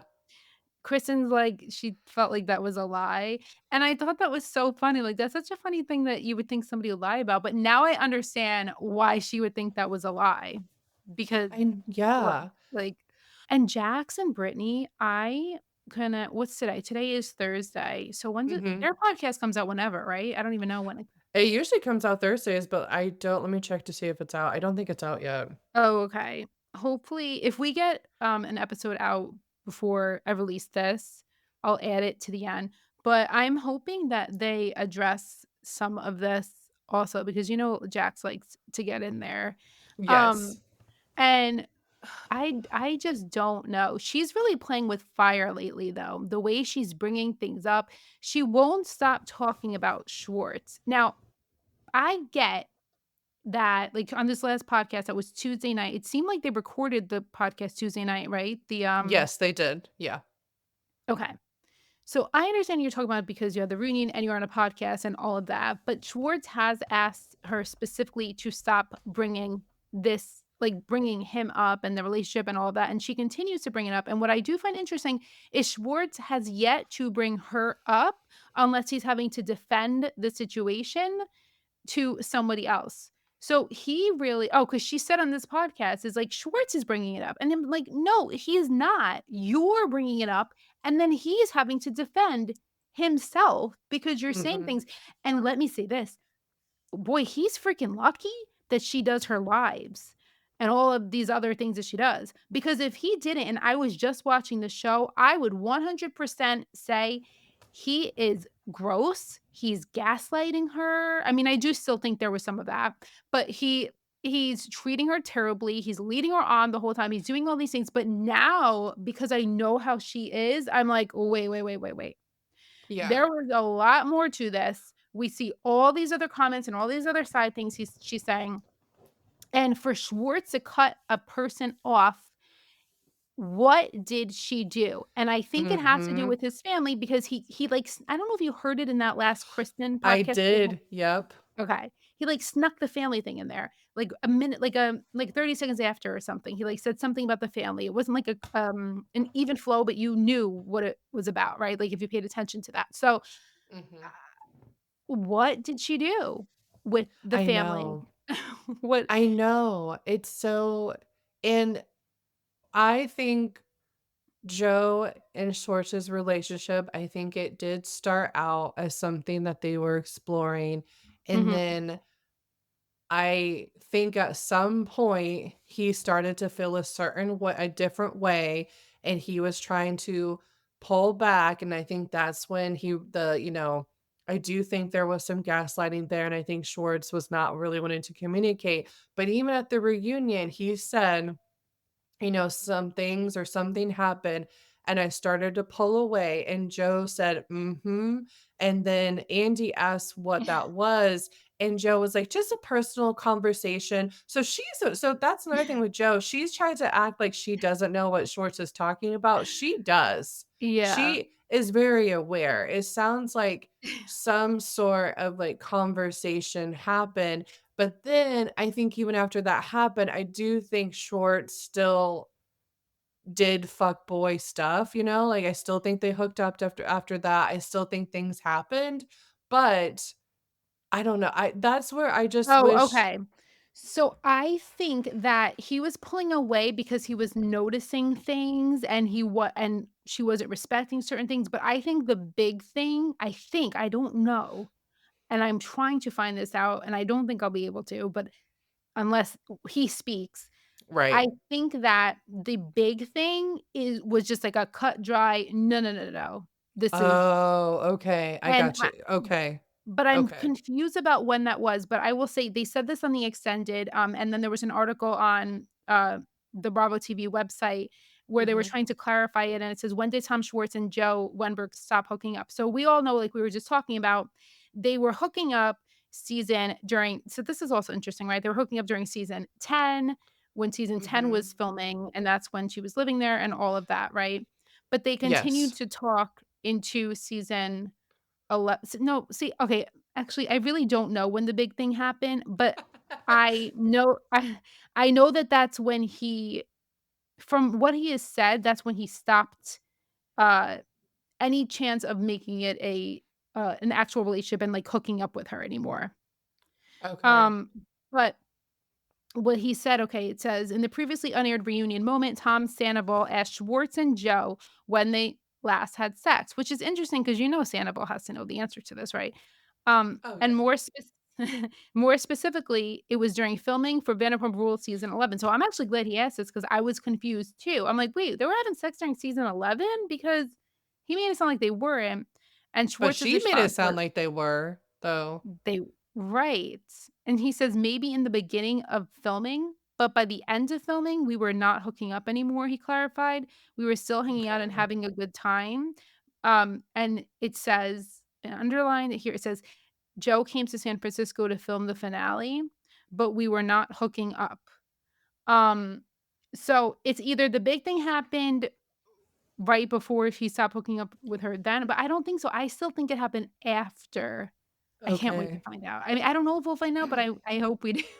I Hope mean, we honestly, it doesn't have to if Joe keeps doing these lives and keeps pushing it, I could see Schwartz or Kristen just mhm. blurting it out, and at this point, I almost think it's worse for Schwartz to keep alluding to something and not saying it because I think it makes Okay. the audience go wild with theories, and I think, honestly, Yeah. Joe, with what she's been saying and doing, I think Schwartz has the right to say, you know, Mm. what went down, and I think he could do it in a way that he doesn't have to annihilate the girl or you know what I mean, or anything like that. I Right. think he now again, I don't know what it was, right? So, Mhm. but she's constantly talking about you and now talking about your girlfriend. And look, Yeah. that is probably really hard to see. And they kind of talk about this at reunion. Mhm. Schwartz very much now talks about his new girlfriend, right? And it's very much seemed like he tried to keep Joe a secret. I'm sure Yeah. that is heartbreaking, and I have empathy for Yeah. her with that. But her other behavior and the other things that she says, I'm like, "Okay, Joe, I don't know where you're going with this," you That's where know? she loses you. So, Yeah. yeah, but it's not to say that I don't I have empathy for the girl, but I Right. she's not for reality TV at all, and I No. think it would be really stupid and almost, like, neglectful on Bravo's part if they bring her back to do another season because it's just that would not be good for her. I agree. I agree. It would not be good for her as much as I understand that for them it makes good TV, ethically almost Ethically, on her. yes. Yeah, I feel like they shouldn't. I also wonder if Schwartz will say, "I'm not doing that," Yeah. because of what's been going on and because of he said he stopped texting her because she called Sophia a fan, and I also quickly wanna speak on that. I find that interesting that he's so firm with sticking up for Sophia, but wasn't firm with sticking up for Katie, wasn't firm with sticking up for Yeah. Joe. Yeah, but he's sticking up maybe he's learning his lesson, or it just he wasn't ever gonna respect Katie the way she deserved to be Right. respected. I hope it's the former, yeah, the first one. Yeah. But I do think that it's interesting that you said that you think it's good for him to say it now. I agree, and for a long time I didn't. I got the feeling he was protecting her by not saying it as a human Mm. being, okay? I felt Yeah. like he was protecting her and almost like for me, I was like, "Hmm, I've seen her do some things online and all of that, and it's a lot, and I would be concerned for her mental health, maybe, with the Yeah. show and all of that, and I wonder if he is protecting her, just protecting her, but she's just, like, almost, like, taunting him, Mhm. right? And it is Yeah, interesting, though, she because at wants the his room attention. she wants his attention. It it's true, though. I think you're right, he doesn't have to, like, say everything, but I think that there's a way for him to kind of clear himself. But, I mean, she's really clearing his name more for Yeah. she's doing the work, really, by continuing to, you know, talk about him. Yep. No, Um she is, and I remember watching the season. being like, "Oh, Schwartz." And now don't get me wrong, Schwartz, like, he didn't Mhm. look good in part 2 as well, the whole Joe thing. Like, he was tripping on his words, they both were. He didn't come out of that at all looks, squeaky clean. I think Right, more so now what we're learning, we're like, "Okay, I get this a little more." right. But as the cast was during the reunion, they were all very confused, as I think we all were and still Yeah, are. yeah. Were you surprised how, like, sweet Sheena was with Joe? Kind of like, I don't know, like, patting her I mean, she is very empathetic, so I know you're like me, I Yeah. guess, like, I'm not on the Sheena hate train at all. Like, I think No, I yeah. but she was very kind with Joe, but I guess watching it back, like, even Katie and all of that, they don't know the other side of it. They don't know the Schwartz side of it, and so that's also interesting, right? Schwartz didn't even seem to tell Katie what happened, so it seems like Sandoval Mhm. is the only one who knows what happened, and I think that because of him leading, like, and saying, like, "When did you stop hooking up with her?" Oh, wait, so that is interesting if it happened the big thing happened mid-film I don't know, we just gotta know that information before we speak on it too much, I think, like, when it actually happened. Mhm. But I don't like Joe continuing, we've talked about this before, like, the digs at Katie, like, on that podcast, she was like Oh, I know. so bad. Katie went to only see his family only once, and I went twice. What? Why? You're trying to make yourself better your relationship more important than Katie's, yet you are telling Katie what did she say? "Leave him alone. Let him Mhm. be." Or right Katie and Schwartz were together for 12 years and they were married. First of all, you're trying to tell me that in 12 years, Katie only saw his family once, which, okay, let's say that's true. But then Mhm, you purposely pointing out that you met his or went down to see his family twice. mhm. And because that Schwartz has said something in particular about his family, I have to even question if that is even true, you know? Right. And Mhm. so I just find that really, really odd. But yeah, and Right. even on a live, Joe tried to be like, I understand now where Katie's coming from because, like, really, we have been through the same thing. And girl, no, you haven't. Like, I understand Mhm. you have now been through the weird stuff that Schwartz does as far as he's terrible at communicating and he doesn't, stick up for the people that he should, but Mhm. you and Katie, you don't have that, and I also think Katie picks up on that about Joe and doesn't like that about Joe, and so I don't know, and it's weird too because, before the reunion aired, Joe talked about how Katie apologized at the reunion, but then and so she was like, we never were friends, but, like, it's fine." And then the reunion airs, and then on that podcast that she just went on, she was, like, going off about, what Katie said and how she and then she was like, "I don't accept her apology, blah, blah, blah, blah, blah." And I was just like, "Okay, like, that's a choice, and Yeah. that's fine." And, here's the thing, when it comes to Katie, I don't think Katie, needed to call her a rat girl. I don't think she needed to tweet the things that she tweeted, but I also Mhm. know we're not perfect, we're human. I know I've said things and done things in my past that I regret, so I Yeah. understand that. Do I think Katie could have verbatimly said more in the reunion, like, "Hey, I'm sorry I said that," but also if Mhm. Katie's not in that place, she's not in that place, and also Katie does not have to like Joe. Right. Like, you don't have to like someone that your ex is even if you're the one that, chose to get a divorce and to move on, you still don't have to like those things, especially when you're on a freaking TV show and have to film with them. Yeah. Like, that is such a huge part of things. That is a huge reason why Katie set that boundary with Schwartz of like, let's not hook up with people on the show. But Schwartz nips that in the butt real quick for a stupid reason, right? It wasn't Mhm. even a real thing. And so sometimes I think Katie's feelings get overlooked because they can come out really hard, but it's like, I don't know, sometimes I wonder if she does that in a way. She's like, "Will someone listen to me? Maybe if I do," you know what I mean? Maybe they'll Right. listen this way. I don't know, but I do feel like Katie's emotions get very overlooked at times. Oh my gosh. So this is a big talk. Yeah, because it's like and we were talking about this, I watched this live on TikTok, and, Mhm. There were like 250 people in there, I think. It was a pretty decent amount of people, and Nice. well, so many of us were saying they never let Katie talk. Yeah. It's like, yeah, maybe she does have to freaking text because you people don't listen and talk over her because her voice, she's got a very soft voice, which is why it was always so funny when people be like, "You sound like Katie. Is this Katie?" Like, when I first started my account, do you know that people thought I was Katie? And they'd be like they'd message me and be like, "I know you're saying you're not Katie, but I don't believe you." And That's it so was funny. and then when they heard my voice, like, some people were like, "Oh my god, I truly" the whole time, I'm like, "Sorry to disappoint you. Katie would not do shit like this." Like, this is not That's so Katie. funny. And then they would say, like, "Your cadence or whatever." I'm like, I'm nothing." Like, the way I talk, she's very soft spoken, and Mhm. she if she's gonna shout, it's because she needs to in order to be heard, you Yes. know? Um and it rarely happens. So I do feel like her feelings get tossed aside all the freaking time. And even Lala this year, because like Ariana said, like, just because you talk louder, Lala, so many times throughout the season, I'm looking at Katie's eyes and I see them like welling with tears, but that for some Yes. reason, right? Like, and it doesn't get acknowledged. It doesn't get talked about.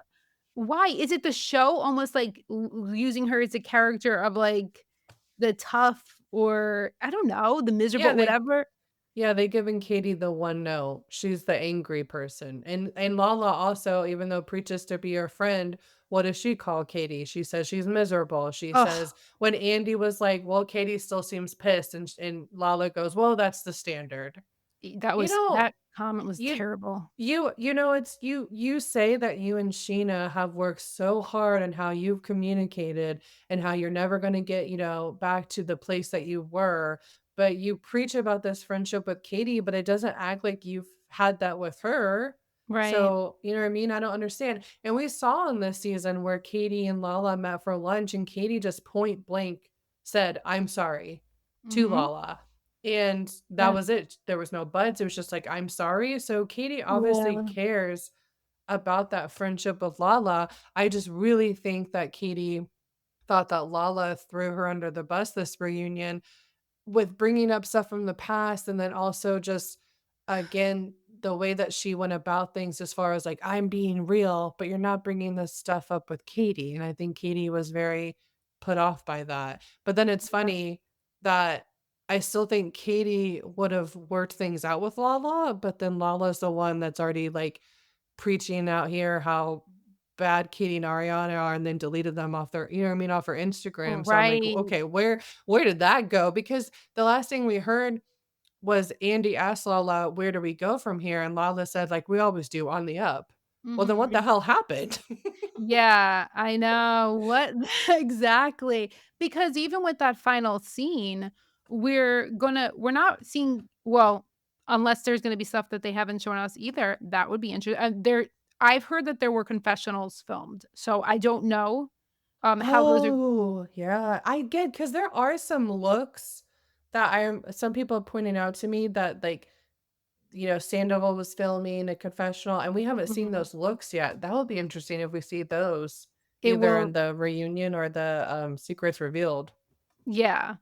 Do we only get 1 secrets revealed? Because some years were there I think 2? it's I think it's only 1, and I think this year it's Okay. gonna be just Peacock exclusive, right? From what I've heard, I believe. Oh, really? I Okay. think so. I'm not 100%, but I Okay. think someone told me that. Okay, because last year it was, yeah, the regular secrets revealed, and then the peacock had a little extra, I believe, right? Mhm. Yep. Well, hopefully they do that. I don't they could really stretch this show so much more than they do. I don't know why they don't just well, I guess payment-wise, they don't wanna pay too much, but to me, they could have gotten more to the season if you, like, show more from each scene and those in-between conversations and Mhm. sh you know what I mean? Stretched it out more. Right. But in a good way, not in a not in an overdone way. Right. Yeah, I'm very interested to see it it's funny because I knew going into this Lala was going to be at coming at Ariana. I Yeah. had no idea the way she was going to come at Katie, and No. very just so unusual, and, bringing it back to the point that we were at before, it's just Katie is just almost, like, used so much by these people, and I love Ariana. I do hope next season, if Ariana does come back and Katie, because I think the both of them may be out, But I hope that Ariana is there to, like, really stick which she did during the reunion. I love that. She did. That I was, like, really proud of her and happy for her to do that, for her, for Katie, but I need somebody to be there to stick up for our Katie girl, like, that's how I feel, like, give somebody to to be there. We need somebody for Katie. Yes. Ugh, and I Well, hope and her that next partner is that too, like, somebody who really has her back. no, I do too, and I think Ariana made such a good point because everyone else is very much trying to focus on like, well, the cast was, scared to speak up because Team Ariana and all this stuff. But Ariana pointing out like Katie has been on the show for 11 seasons and Mhm. she has gotten it's just now that people are really starting to be like, oh, you know what? I like Katie. I understand Yeah. her. For the most part, people have not liked her behavior or tried to understand it all on the show. Mhm. So for you to try to say her specifically tries to change her behavior because of the fan reaction is Yeah. not true. I think we can point to where Sheena in seasons has done, and Sheena has even said that, right? She really Yeah. gets like the fans get into her head, right? I think Right. um, all of the cast, I'm sure it does, but specifically with Katie, she does not placate to the audience No. whatsoever. Katie's gonna Katie. So for them to try to like, as she said, I'm not gonna just sit here and you act like I'm just like this fake person when I'm not. Mhm. And so I think it was really good that Ariana said that in that moment. Yes, because if she didn't have Ariana there, who would be saying that? No one, right. Yeah. I think that all stems from Sandoval because the whole, like, not saying how people really feel, the whole idea also of he's very convincing with his words, and Lala lets people get into her head just like the way Sheena lets people get into her head. The Mhm. whole, not just her ego, not just the Lala ego thing, because the Lala ego thing definitely came from Sandoval. Sandoval brought that up, brought it to Schwartz. Schwartz says it, Lala says it, and it becomes this thing, right? It's this new thing, this new narrative, just the way I feel like he always made the narrative that Katie was difficult, miserable, you know, uh, what's the word? Not a wife beater with Schwartz. What did he say? Um, oh my god, what's the Oh. freaking line? I can't think of it right now. Oh, a battered wife. A battered wife, right? That Schwartz was a battered wife to Katie. Um, I think that Sandoval kept saying, like, people are afraid to say how they feel because they don't wanna look bad, in the news, in the media, blah, blah. People are afraid to really say how they feel, and people aren't gonna of course it's hard to stick up for me because they're gonna take a beating in the media, and I think that kind of became the song of the season and got into Lala's head, and Lala, like, took that on even more and then used that and took that on, but I always think I don't care what anybody says to me, like, I'm not saying you, I'm just saying, like, people say that's not true. I truly think a lot of this shit comes from Sandoval. He Yeah. plants these seeds, and that's what narcissists do. They plant Mhm. these seeds, right? And they're really good at convincing people and portraying themselves to be a certain way. And and I don't think he's a horrible human. I don't. I know a lot of people disagree with that. I don't like him. I don't want to have any sort of relationship with the man. I'm just saying, or the boy, but I think that he is narcissistic, and I think that he's very good at manipulating situations and getting things to look a certain way, and it's funny, my husband will talk about this later, but when we were watching the show, he was like, "Sandoval's faces?" And I was like, "What?" And I knew what he was gonna say, and I'm like, "They remind you of," and there's this person in our life who's a narcissist, and he's like, "Yeah," and I'm like, "I know, I'm surprised you thought that too, because 'cause I'm like, "Wow, he makes the same faces," like, you could see his eyes kind of light up when he's like, "Oh, they're Mhm. using my plays, they're saying the things that, I want them to say and that I've been planting, and they're doing this, and they're bringing all this shit up that's making me look better," and the way he, like, walked out of that finale and walked out of the reunion, because I don't know if you saw the behind the scenes after the reunion, like, when he was outside of Schwartz and Sandy's, I think Backward had gotten to him, he was Yes. on Yep. yeah, he was on a high. That man was on a high, and it looks like we're gonna get the apology to Ariana, which she doesn't want, but he's gonna give it. Now, it better be fucking good if you're gonna be giving it, like, real good. They all look like they're crying, so hopefully it is, but I still feel like you just released your guilt and all of that, and I don't know. I get it. He was bashed in the media so much. It was too much, but he plays the victim role of all of this now because he feels like he could do that. Almost like maybe Mhm. he was even fine with becoming the victim actually when you think about it because it allowed him to do something. I don't know. That's maybe saying too much, but I No, just feel like yeah.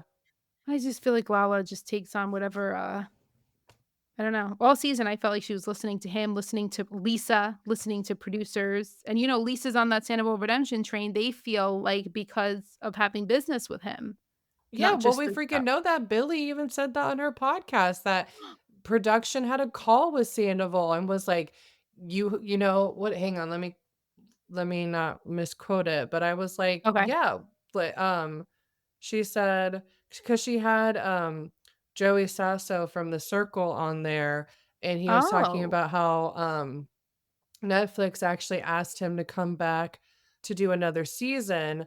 But the way they're going with it, he could already tell he didn't wanna do it, and, the first season that he was on it, they Netflix told him, like, "Hey, people are gonna hate you at first, but you really do have an arc," and he very much did. I don't know if you ever watched The Circle, but I remember I ended up loving him, and Billy Oh. said they did the same thing to Tom. They literally called him and was like, "You're gonna be hated for a while, but you have an arc, and people will come around."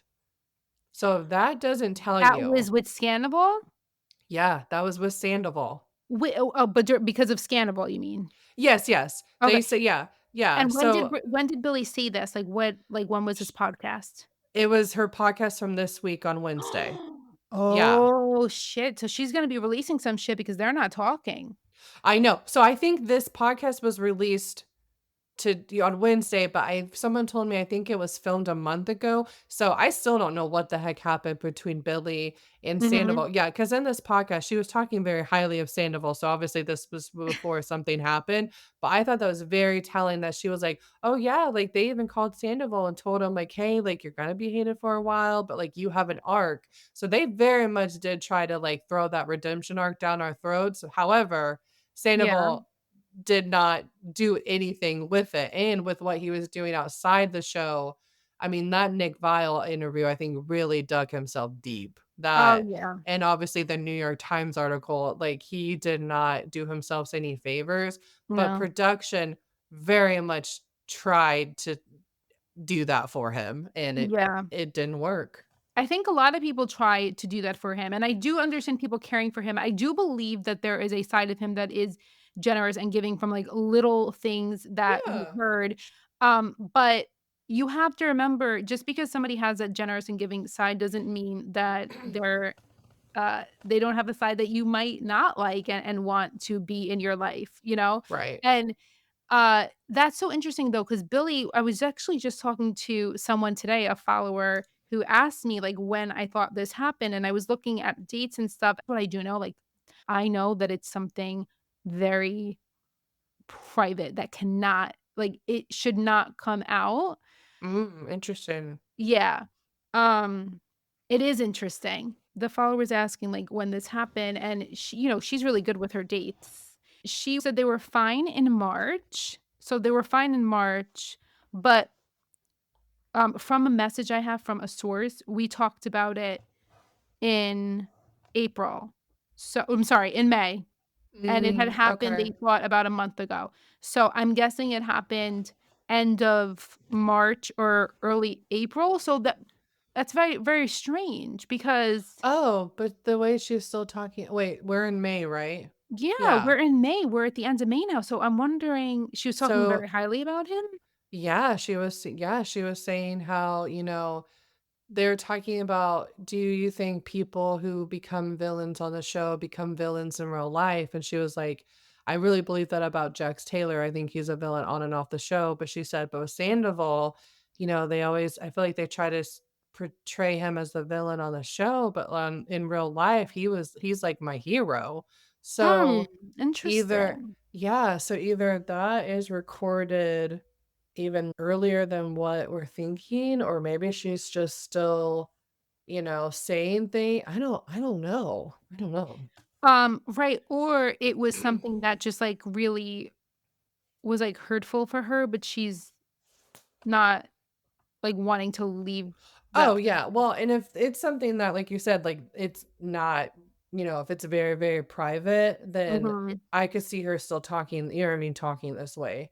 Because again, the only reason why we even noticed the Billy unfollowing just happened to be because of the weird Victoria understandableness of it all.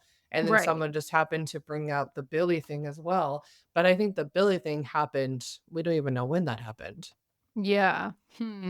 Interesting. That's all I have. I have it was from, hold on, let me just search the keywords here. You know how if you type, I always use this feature. I don't know if a lot of people use it. Like in regular messages, not DMs, you could type like the word month Oh, and then yeah, I you'll use that pull all the time and find, up. yep, it's so helpful. Oh my god, it is. Okay, so that was May 7th that they said that maybe a month or so ago. But Hmm. yeah, weird, right? Very weird. Well, it's definitely before May 7th, so maybe, yeah, either they made a little bit of amends. I'm gonna have to figure out what I have to take out of here and leave in there, or I yeah, or it's just like, she's hoping that they work it out, but don't know. we shall see. Well, I know we're out of time here. Thank you so much for joining. That was so much fun. I'm so glad that we got to do this. Yes, I'm so glad. Thank you so much for asking me to come on, and this was great. I really appreciate it. Yeah, and I would love to have you on again whenever you Y- want because Yeah, just let me okay. know. So just a reminder, where's the best place for people to connect with you if they want to give you a follow or just chat about anything that we were talking about today? Yeah, the best way if you want to follow me, to read my recaps, or to talk to me, my Instagram is Vanderpod Recaps. Perfect. Thank you, Lindsay. Thank you. We will talk to you later. We're just going to take a quick break and give a shout out to Draw Me Bitch, the person who did our podcast artwork, who is amazing. Please check her out on Instagram and on TikTok. She also has her website, shopmebitch.com, where you can buy coloring books, stickers, gifts for all things Bravo. But she now has a subscription on her page, which gets you access to weekly Vanderpump coloring pages. Definitely go check her out. You will not regret it. And I also would like to give a shout out to our friend Peyton. She is Glorified Gossip Girl on Instagram. Right now, her account is down because of weird rules that don't make sense. So please go follow her back up at Glorified Gossip Girl, but with a U for the girl. And she also is Glorified Vintage Girl. She does amazing work. A lot of Bravo Lebs wear her and order from her, including Ariana Maddox, Danielle Rivera, Katie Maloney. Go check her out and support her. Her website is on her IG page, or it's www.distressedout.myshopify.com. She is a super hard worker. She's great at what she does, and she's an amazing person as well. So 2 fabulous girls to check out. And now back to the pod. Okay, so we are back with Hubs for the rest of the recap. Why are you laughing already? Because we're going to talk about a few things that he wanted to talk about. What? I'm laughing because of what you just said. About your shirt? Okay. Before we came on here, he said, "I love that color on you, by the way." And this color is not good on me, but I'm not good at taking compliments. Anyway, so I said, "Why do you love it?" And you said it goes good with your Your whole complexion. And I said, "What does complexion mean?" And I want you to tell them. What I said in the moment. Complexion? Just- Like your whole sort of look and feel, your makeup, your vibe. No. Yeah. No, I knew the way you were doing it. You were looking at me and you were like basically pointing out as if it was my aura.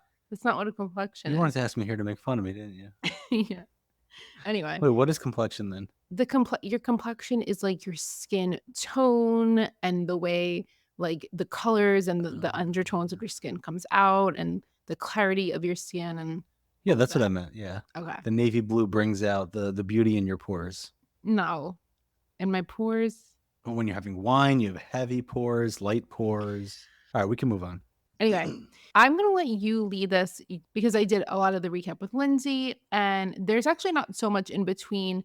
So I want to hear it from you. What are some things that you want to talk about? And we're going to go through this pretty quickly to keep the podcast at a reasonable length of time, especially for me editing. And we have to talk a little bit about the valley because there are some things that we wanted to discuss. Yes. All right, let's jump in. Go ahead. Okay, so aside from the bigger moments where you talked about with Lyndsay, there were a couple of things that did stand out to me that I thought were worth mentioning and a little funny in the reunion.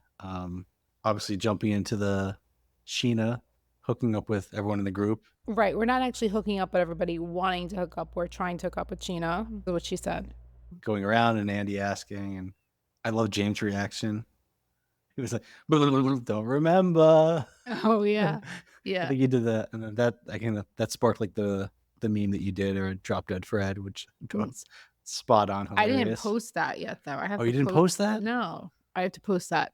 Oh, so this is a behind the scenes preview for the listeners. If that you was- listen early enough, you know there's a post coming. That was very Drop Dead Fred. Hilarious. He was very funny. And then he jumped to Sandoval. Wait, can we just talk What? about that though? Because Sandoval, and this is what I've been saying since I think episode 1 of this podcast. Like, I swear Sandoval had a thing for Sheena season 1. I swear, when she was with Shay. Season Swear. 1, Yes. And so way back. listen, the two of them, again, I love Sheena. I don't think Sheena is quite nearly the way Sandoval is at all. But I think the two of them, really do feed off of like positive reinforcement and admiration. And, they like to be the star. They like to present. They like to be the I was performer, gonna say, how would a relationship work when two people want to be the attention? get all the attention. Oh, that would be nuts. Yeah, no, it wouldn't work. And I don't think she would have ever been with Sandoval. But I do think he had like a little thing for her. Yeah. Well, we find out here that he tried to hook up with her. Yeah, but his face acts as if, what? Like it was like so out there. No way. No effing way. Or whatever. I don't get And how his face he is said just that. so yeah. Why and did then he as say he Sheena was didn't like- remember? I don't know, but then he jumped pretty quickly to making like the joke about the lockjaw and Ew, gosh. whatever that I don't even know what that meant, to be honest. I But don't know. Andy understood it, I guess. He was making a joke about I don't know. He makes very perverse jokes. Yeah. The problem is Andy likes Sandoval Yeah. because he like makes these perverse jokes. I feel like Yeah. it's like a soft spot for Sandoval because they have like a similar humor. It's like a very guy humor. Yeah, I mean, I love a good dirty joke, but in that scenario, it was like he's going from like no friggin' way to now he's jumping to a joke about it, and like it's just kind of like awkward. Yeah. But his face that he was making while Sheena was explaining, he reminded me of sort of like the pow pow fish The pow pow fish in the book, if you guys from the don't book. know. Yeah. Yes, it was very perplexed. What else do you have there? Max coming back for seconds. Oh yeah, let's talk about this one. And Jay's like, when somebody went back for seconds. I was very surprised by that. Are you team Katie with the bang? I'm Team Katie with a bang. He's saying that because if you missed it, what's it called? Yeah, the Oh, the extended Peacock. version for Peacock, the one episode they showed a scene where James's mom was at a dinner with James, Allie, and Lisa Vanderpump. James's mom was asking if they're Team Katie with the bang, and it was very funny. Just kept saying, I'm team Katie with the bang. You team Katie with the But bang? I love that James said he went back for seconds. Second. We have a lot of tea, by the way, at the end of this. The very end, we're going to go to the news, and there is some interesting tea with all of this shit. But Remember Andy asking Katie, did you hook up again? She's like, I don't know. What? I love that. I loved it. I loved it for her. It's I like when really you ask your did. kid, did you eat the chocolate in there? I don't know. I don't remember. Speaking of Max, Well, it's on your face. what? Oh, the chocolate. Speaking of Max, with giving a girl a good time after a relationship, I don't know. Brittany's available now. Yep. Max, you're up. You're up. You've been summoned. No, Brittany's up. Well, Max, yeah. But no, I was, Schwartz didn't even seem to be so bothered. And Andy said the same thing that we were saying. He was like, you were like excited that she hooked up with him because it was like even playing field. And yeah, totally was. He's whispering to her across, like, we're the same. We're the same now. She's like, we're not the same. Right. And we can't move forward without talking about Sheena and Dancing with the Stars. Mm-hmm. And basically turning them down for this year before she was even offered anything. Aw, For the record, I would love to see Sheena I on would Dancing with love the to Stars. see her I Dancing would with the Stars. I would love that this year. Yeah. Yeah. This year, you want it? It's funny because I know we're making fun or you're making fun, but I actually do agree that she should wait the year. It needs like a breather, um, because it's too much of a. You can't follow Ariana. Ariana I was mean, Ariana, so good. she nailed it. She's a great dancer. Yeah. Not to say Sheena can't be. I don't know, but I don't think, as far as I know, I don't think she could dance like Ariana. At the Yeah. same time, I had no idea Ariana could dance like that. But yeah, what did Sheena say? She was like, "Oh, I don't even want to do it this year. I want She was a like, year between." well, yeah, maybe next year. Because I planned with the band this year. Basically saying like, and then Andy's like, well, if they call you tomorrow, you're probably doing it. Yeah. Like, yeah. And Andy like spoke directly to the camera, Yeah, was saying, call her. Call Let's her. go. Get her So on here. I do think she'll be on at some point. Yeah. I think so. Poor Sheena. She really wants to be on that show. Yeah. I mean, yeah, just put her on. So yeah, those were the three things that really stood out to me that were kind of like, lighter moments in the reunion that I wanted to bring up. Yeah. Okay. So now with that, let's just like kind of segue into the news here. The news is just going to be like what has been going on this week, which has been a ton of shit. For one, the lawsuit with Sandoval, against Sandoval with Rachel. The judge did not dismiss it, but agreed that it was not done like maliciously. And so with that being said, from what I'm hearing, it seems like if whatever happens, they go to court, she would not be getting as much money out of it. Okay. We did not have an update from Ariana's side yet, so I'm interested in seeing that. But the judge, the way they were looking at it was very just like all the shit that Sandoval's lawyer tried to get away with didn't work. I feel like he was a very reasonable judge in his response back. But when we get more about that, we'll do a separate episode about the lawsuit. And I do have a lawyer planned to come on to talk about that when we're ready for that. So that's exciting. And Jo this week. So we talked throughout the recap about her being on Vanderpump Rules Party podcast, but Jo also went on Savannah Levis's podcast. Rachel Goes Rogue.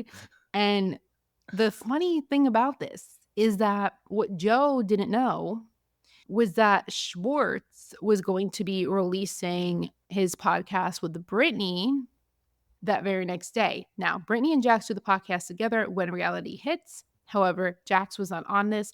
Wise decision on Schwartz's part. Had you had Jax being the one leading this interview, it would have gone a little differently. One, been received differently. Yeah.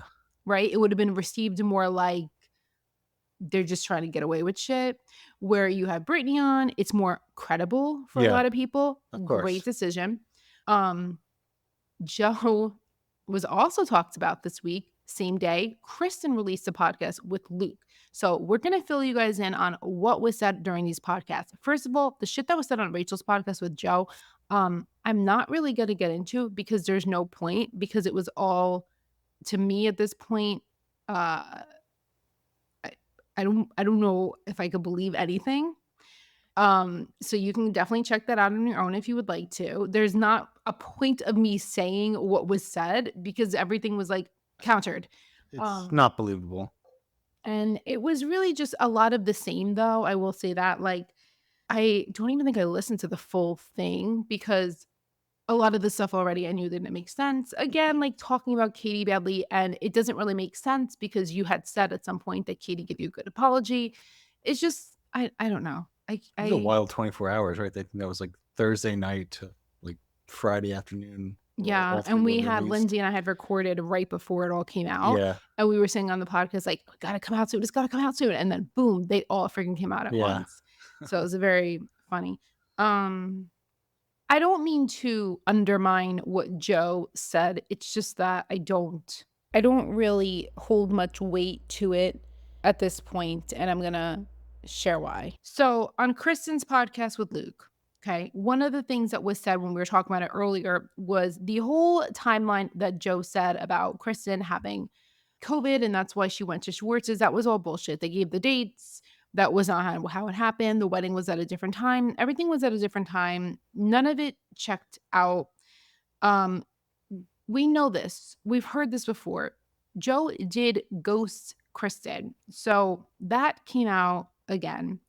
And then something very interesting. On the reunion, Andy said to Jo, "Are you dating anyone?" Right? And she was like, "No, not really." And then she was like, "Do you know Aaron Rodgers?"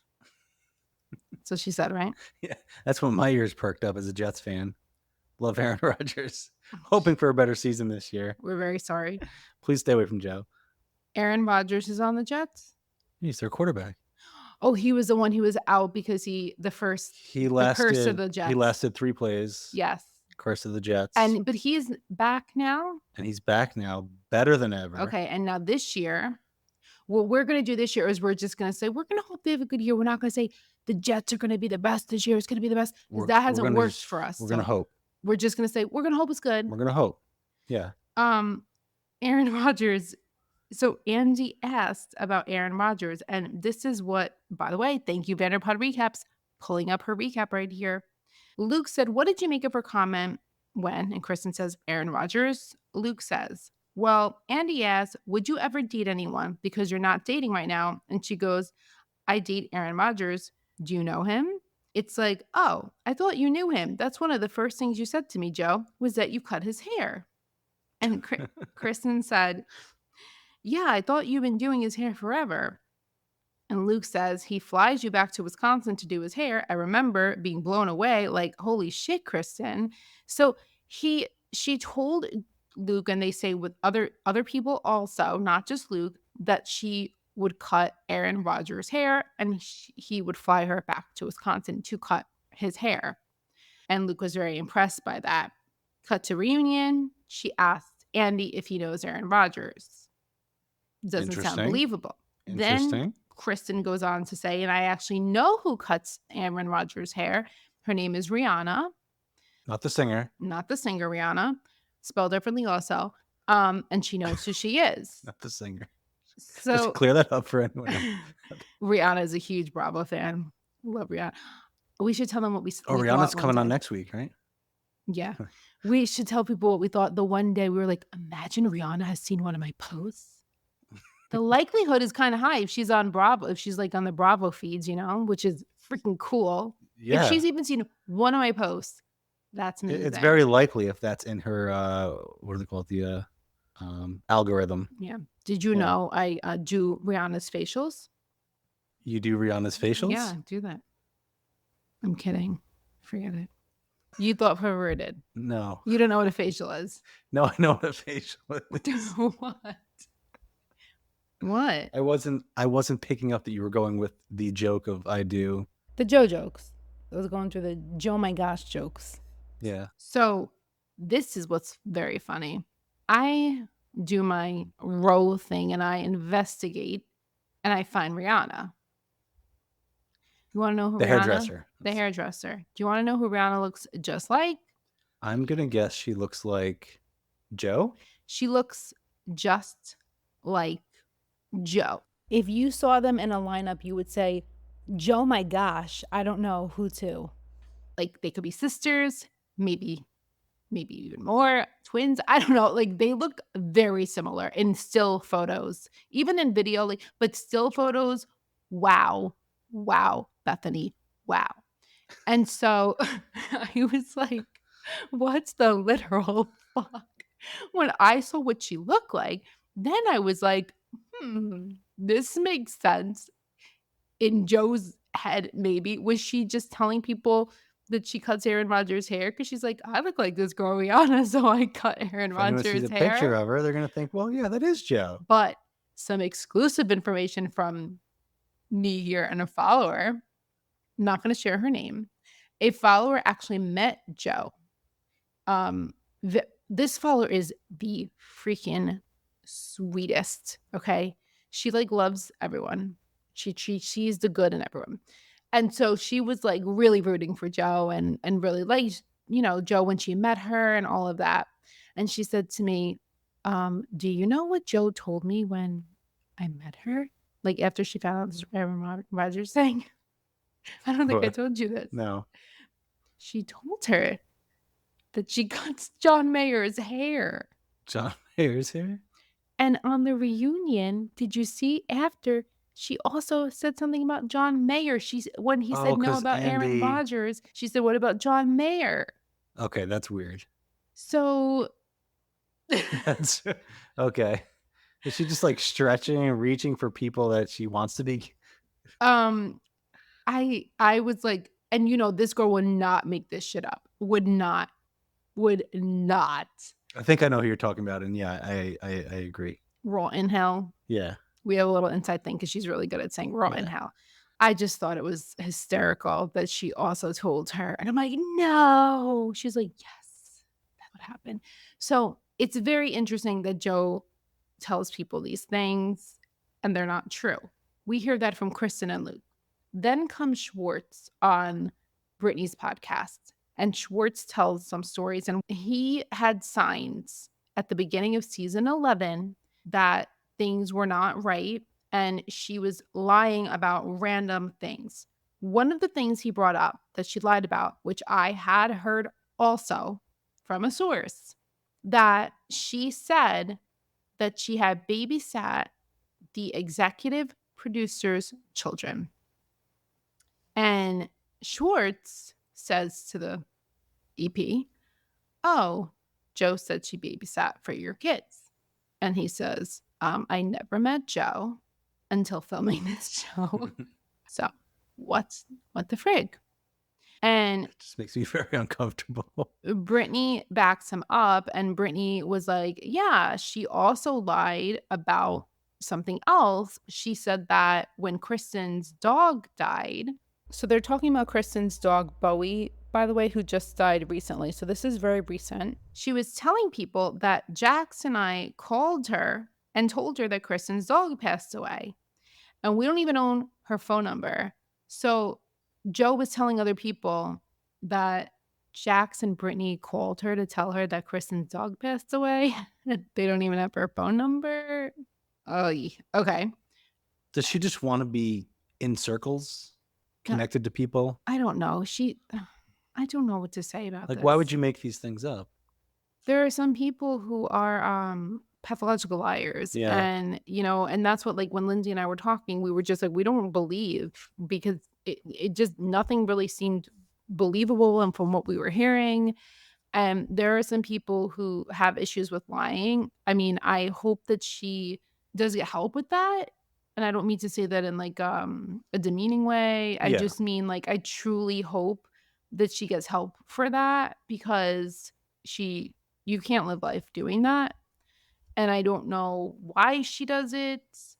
Like Schwartz was kind of saying that he doesn't feel like she's a malicious person. However, he was saying at other times that she had like malicious intent with certain things. Like he feels like she's basically getting her following to like go against him. Yeah. And like trying to almost like gather a following to go against him. So We've kind of seen that in her lives a little bit. Yeah. right. And like kind of, I think he feels like she's using him basically to, to gather a following. And I can see that. I do agree with that. We were saying in the recap, Lyndsay and I, that like we feel like she's basically like taunting him and forcing him to speak up. And then boom, that's what happens. Like he literally spoke up. And what he said, the other thing, okay. So he said that there were the lies going on, and then that's why he stopped talking to her at the beginning of filming. They were still hooking up, like Sandoval asked at the reunion. Obviously, Sandoval knew the lies were happening with the producer, children, and all that. And then something big happened to cause him to stop talking to her, and we talked about that. And now we know what that was, except he didn't give a lot of detail. But remember, it was interesting. We were saying that Joe is making such a big deal on the Vanderpump Rules Party podcast that she had seen Schwartz's family twice. Katie has only went to see them once, and she looked at that as sort of like a flex. However, she did. However, in this podcast, Schwartz tells about what the big thing was that happened. And it's a little bit confusing, but one of the things he says is that she told his family like some dangerous accusations that she made about him that were not true, and that really upset him. He says that his sister loved Joe and basically would try to like kind of push Joe on Schwartz, think that she's good for him and all that. But she spent 2 nights with Joe, and she said it was one of the worst experiences of her entire life. And just like think about this kind of profound statement. She spent 2 nights with her and she had to block her afterwards. This is what he says. And she's like, I'm traumatized. She apologized to me profusely for weeks for trying to push her on me. And I was like, because I was like trying to explain to her that Joe's a great person, like she's cool, but I just know there's no longevity there. Um, and then Schwartz says he doesn't want to get into any detail. So a lot of people are kind of annoyed by this. I shouldn't say a lot of people. There are some people who are kind of annoyed by this. They feel like he didn't give quite enough information and he's kind of just throwing things out there, which people do all the time. I've said this before. I think he's doing that to protect her and to not make her look maybe even worse. But I do think this is interesting because is this one of the times that, I guess this is one of the times she's considering that she has like an advantage over Katie, even though Katie was his wife, that she has an advantage over Katie. And I wonder, Hmm. how did this situation go? Like with Schwartz, was she invited even to see this family? Was she not invited to Just show see the up. family? Did Yeah. she just plan it with the sister and Schwartz didn't know about it? Like, what is the deal? I need, We need more yeah, deets. but at the same time, I do respect him not giving more details. Like, I'm fine with that if he feels like he shouldn't. I think though he has to be careful because then she'll say things. So for instance, she was commenting on some posts. I don't know where these are from, so I just want to say that. And I feel bad because I always like to credit, but this was on Reddit and then Glorified Gossip Girl, our friend, posted this, but I don't know what post the comments were actually on. Joe responded back to people. Like somebody said, people are burning her at the stake, meaning Joe for saying that she lied about being someone's babysitter. I think Schwartz lies constantly, but they didn't say anything to him. And Joe says, thank you. And I don't know what he said, but at this point, he's a massive cheater. So it wouldn't surprise me that now I'm not only a stalker, unhinged, and now a liar. It's Memorial Day weekend. I'm going to focus on my family and the big things in life. Heart, heart, heart, heart. So now she's calling Schwartz a cheater, which I want to know A cheater in why she's saying that. because he was with her before he was like officially divorced from Well, Katie. one thing I'm wondering, is that what it is? But I wouldn't believe anything at this point, so Yeah, I I don't don't freaking know. know. She's just throwing But stuff out I there. think he's calling her a cheater, and I don't know. I'm not sure though. I don't know, and I'm not gonna say I wouldn't believe that. I'm just saying I wouldn't know. Although Schwartz has admitted to things like with the cheating, so like if somebody calls him out on something, I do think he does admit He to would things, say it. even Yeah. though he hides things. He'll and he ends up admitting in the end. I feel like Schwartz has more to say, but he's just trying to say the minimum right now just to kind of make it go away, and he doesn't want to, put her on blast. Yeah. Then she says, another person says, have you heard what Schwartz said about you on Jax's podcast? Is that true? If not, I would be livid. He's calling you out on your integrity/honesty as an individual. And Joe says, I haven't heard. Wow, that's sad, but good thing I'm good. Heart. Another person said, what did you do to Tom's sister? Why would she block you after having to spend the night with you? And Joe says, I don't think she blocks me, but if she did, she has her own reasons, Wish her the best. Heart. So again, this kind of it reminds me of somebody. I don't know. It's very interesting. I'm looking forward to finding out one piece if we could find that out, and that is the whole. And Schwartz didn't talk about this. The whole like she saw his family more than Katie saw his family thing. Just curious about that one. Anyway, that's the Joe of it all for you. Those are the most important pieces, I would say. Is there anything I'm missing that you could think of that they talked about? I don't think so. There's a lot of Joe this week. There was a lot of Joe, but I feel like the whole like stories behind everything was what was most important. Another thing. So let's talk quickly about the Valley just for like a minute and then give the news that I have for Jackson Brittany, which is just here. Like brand new, like literally found this out tonight. We have to do a separate episode, but just quickly, like overall, what were your thoughts about that episode? with Jax. Brittany, we'll talk about next time, like the guys having their moment crying outside, because I had a lot of feelings about that. I think a lot of people had a lot of feelings about that. But just let's just focus on Jax and Brittany, because that's what the news that I have is leading to. So what did you think of it? Jax is horrible the way he was talking to her, and in front of everyone else, and she's not feeling well.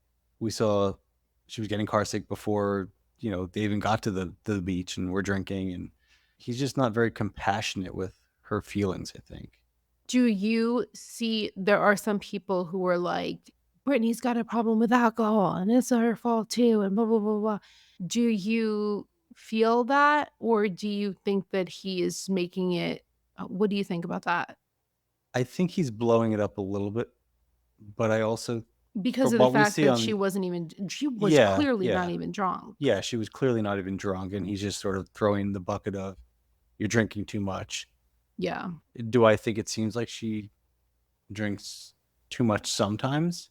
Maybe, but that's kind of what we see in some of these episodes. But But we Jax is also don't also know, right? We also drinking don't a lot, know. and that they're all so like we don't know how editing goes with these episodes, and they try to make it look a certain way. I do not like, though, the way that he tries to make, and like she said, she's like, you're trying to make me look like a bad mom and a bad wife or whatever.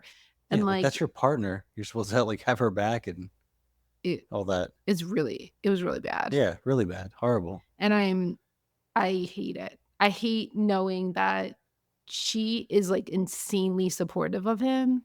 Insanely supportive of him. And he treats her like shit. I'm sorry, that's what I think. I think he treats her like Oh shit. yeah, she's had his back through everything in all these years. And he wants somebody, this is like a sad truth, like with Stassi, like he wants somebody who has to chase a little bit more. In my opinion, that's Jax's thing. He prefers to chase. And I think that he had it easy with Brittany, and he did appreciate that for a while and realized how good he had it. And now I just think he let it all go again. And it sucks. So the He gets too latest, comfortable. yeah, he doesn't, what's the word? He doesn't realize what he has. He's not grateful for what he has. He doesn't appreciate her. He doesn't value her. He doesn't, do you know what I mean? Yeah. I mean, God, he has no idea how lucky he is to have somebody love him so much through all of his bullshit. I mean, most Yeah. people would not put up with that shit. No. But in a way, I guess that's what doesn't keep him there, is he wants or he needs some of that. And that's terrible for her. That sucks. Yeah. And I hope she finds somebody who treats her the way she deserves to be treated. Now, the latest that has come out is Jax was filmed going out to lunch with a girl. Her name is Paige Woolen. She is a model. She has an OnlyFans page. There's an article written about her online because she had implants done and they're size H, but then she had a whole bunch of back issues because of the implants. She's really Clout. out there on social media. She likes attention. Okay. She has a lot of followers. I think she has like almost 1 million followers. And she has a page that's interesting, which seems like it's devoted to catching cheaters, but it's not. It's like DMs from men that have DM'd her inappropriate things. But then I'm kind of like, are they even real And then she'll out them. DMs? I don't even know. Yeah, I don't know. That's weird. Anyway, so at first we were like, did Brittany like hire her?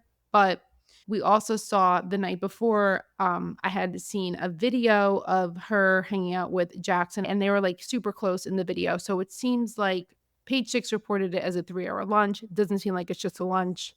However, I did get some exclusive tea. So somebody messaged me, and they were actually at this Jeremy Maddox. He had a birthday party at Jax's. Okay. This was on Sunday, I think it was. What's today? Today's Monday. So it was a Sunday. Night. And at that birthday party, there's video footage of Jax, which was super gross to me, with his arm around the girl Paige. And they were super like cuddly. And Paige even like makes a joke in one of the videos, like, I'm pregnant. Very, very inappropriate given all that we Yuck. know. Did you know that? I did not know that. It's just gross. All Ugh. that we know that Brittany, He's still married. He has a kid. What are you doing? and Brittany wanted so badly to have a baby and he didn't, and horrible. Anyway, not that it's horrible that they Oh, I were didn't even on think of different that. Yeah. pages, but just horrible that she said that. Maybe she didn't know that. Maybe she does. Who the frick knows? But I don't get good vibes. I don't get good vibes from the situation, you know? Yeah. I'm not saying her, I'm saying the whole situation just It's just does ick. not give good vibes. But I got a message from somebody and they were at Jeremy's birthday party. And this is somebody who was friends with the group. And I know this because a bunch of them followed this person. They had followed me for a while, they said. And they sent me pictures and all of that. So this is a source that was there, knows them, involved with this group. They told me that Jax and that girl are official. Official? Yes, official. I said, what do you mean official? What? Like boyfriend, girlfriend? And they said, yes. So, What? yep. He's still married. But they're separated. And they said that they can see other people. I did not expect him to have a girlfriend. I don't think Brittany expected him to have a girlfriend. I mean, No. granted, okay, I want to say this so you guys know I don't ever bring you information unless I believe it. I believe it because of who they are, like all the people that they follow and all that. But, you know, there could always be something that's a little confusing with wording. So we want to say that. Yeah. But they said that it didn't seem like the person really liked her either. The way they were talking about her is very interesting. I'm just like, what the frig? And you know me, you know I would especially not say something like this if I didn't have like proof of pictures and things like that. But Ugh, that's just ick. yeah, It's I just know. gross. I don't get it. I don't get it. Give it a couple weeks.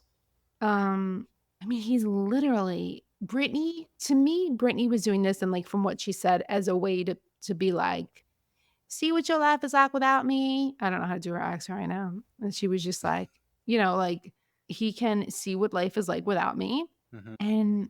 And this is the life he wants now. This is the one. This is the future. here's my problem. Do you want to know the way I look at Jax seeing this? Jax is probably like, have my cake and eat it too. Like, I think that Jax thinks he's going to go, sow your wild oats. Is that the saying? See, now I don't know the saying. Like, I think he's going to go do what he wants for a bit, get what he wants out of it, crack his nuts. Is that a saying? Crack his nuts. The nutcracker. Get his nuts cracked. Dude. Like, I feel like he is gonna get his, like, I think he's going on You a think he's rampage. going off to like do like his thing, and then he's gonna crawl back? He's gonna try to crawl back? Absolutely think he would try to come back one day. Yes, I think so. Especially if he sees her like doing well. Yeah. I think he's going to try to come back. And I know what I would say to that. I would say, fuck off. Rot in hell. He's like, rotten hell. Because you're so loud. Because that is not okay. No, that's not okay at all. I didn't expect him to be dating somebody. It's Not even weird. okay. Let's pretend it's not boyfriend girlfriend. Like when she said they're official. When Yeah. they said they're official, let's pretend it's just like dating. You should not be dating someone just yet. I don't know. I'm just upset about it. That's my feelings. I'm all over the place with what I'm delivering right now because it's just frustrating to me. Yeah. It's still sort of sinking in for me. It's just weird, and there's so that- many factors involved here. Yeah. It's just Jax being Jax. So that's it. Let's see what happens. Freaking Jax. And I do think that there is something to be said about when people say, oh, Sandoval was single, Schwartz was single, then Sandoval was single, and now Jax is single. I do feel like he gets like the FOMO, like, oh, I'm going to go hang out with my boys. That's what I think. No, I do. I can see that. I think that Schwartz not being with Katie too kind of like made Sandoval be like doing his own thing a little bit. I really think that the three of them are gonna go live together, 3 men and a baby, but like the trashy version. So it's gonna happen. Oh god. 3 men and a baby. I don't know. Would you watch that movie? No. Jax, Schwartz, It's and one of my favorite Sandoval. movies now. But I will say Schwartz, here's the funny part, okay? You want to know what happened this weekend? Jax is out dating that girl, going out with that girl to karaoke some bar at night. Sandoval is out performing at one of his concerts. And you know where Schwartz was? Watching Luca with Stassi and Bo. So, okay. Also want to say, while I'm here talking about Schwartz, I don't think he's with Sophia anymore. Ooh, or this is fresh. there's trouble in paradise. Well, they're not. I don't ever see them together. I do not think that they're together. And like when I hear about like things going on, like it's never like Sophia and Schwartz. I just don't think they're together. I don't know if they're kind of like Sandoval and Victoria, where they kind of fight a lot and things like that, or if there's something more or what it is. But I don't know. Just don't. I don't. First of all, I never saw that playing out completely. I never took it super seriously just because it didn't seem like it would work to me. Yeah. I don't know. He talked so highly of her. It just didn't feel quite right.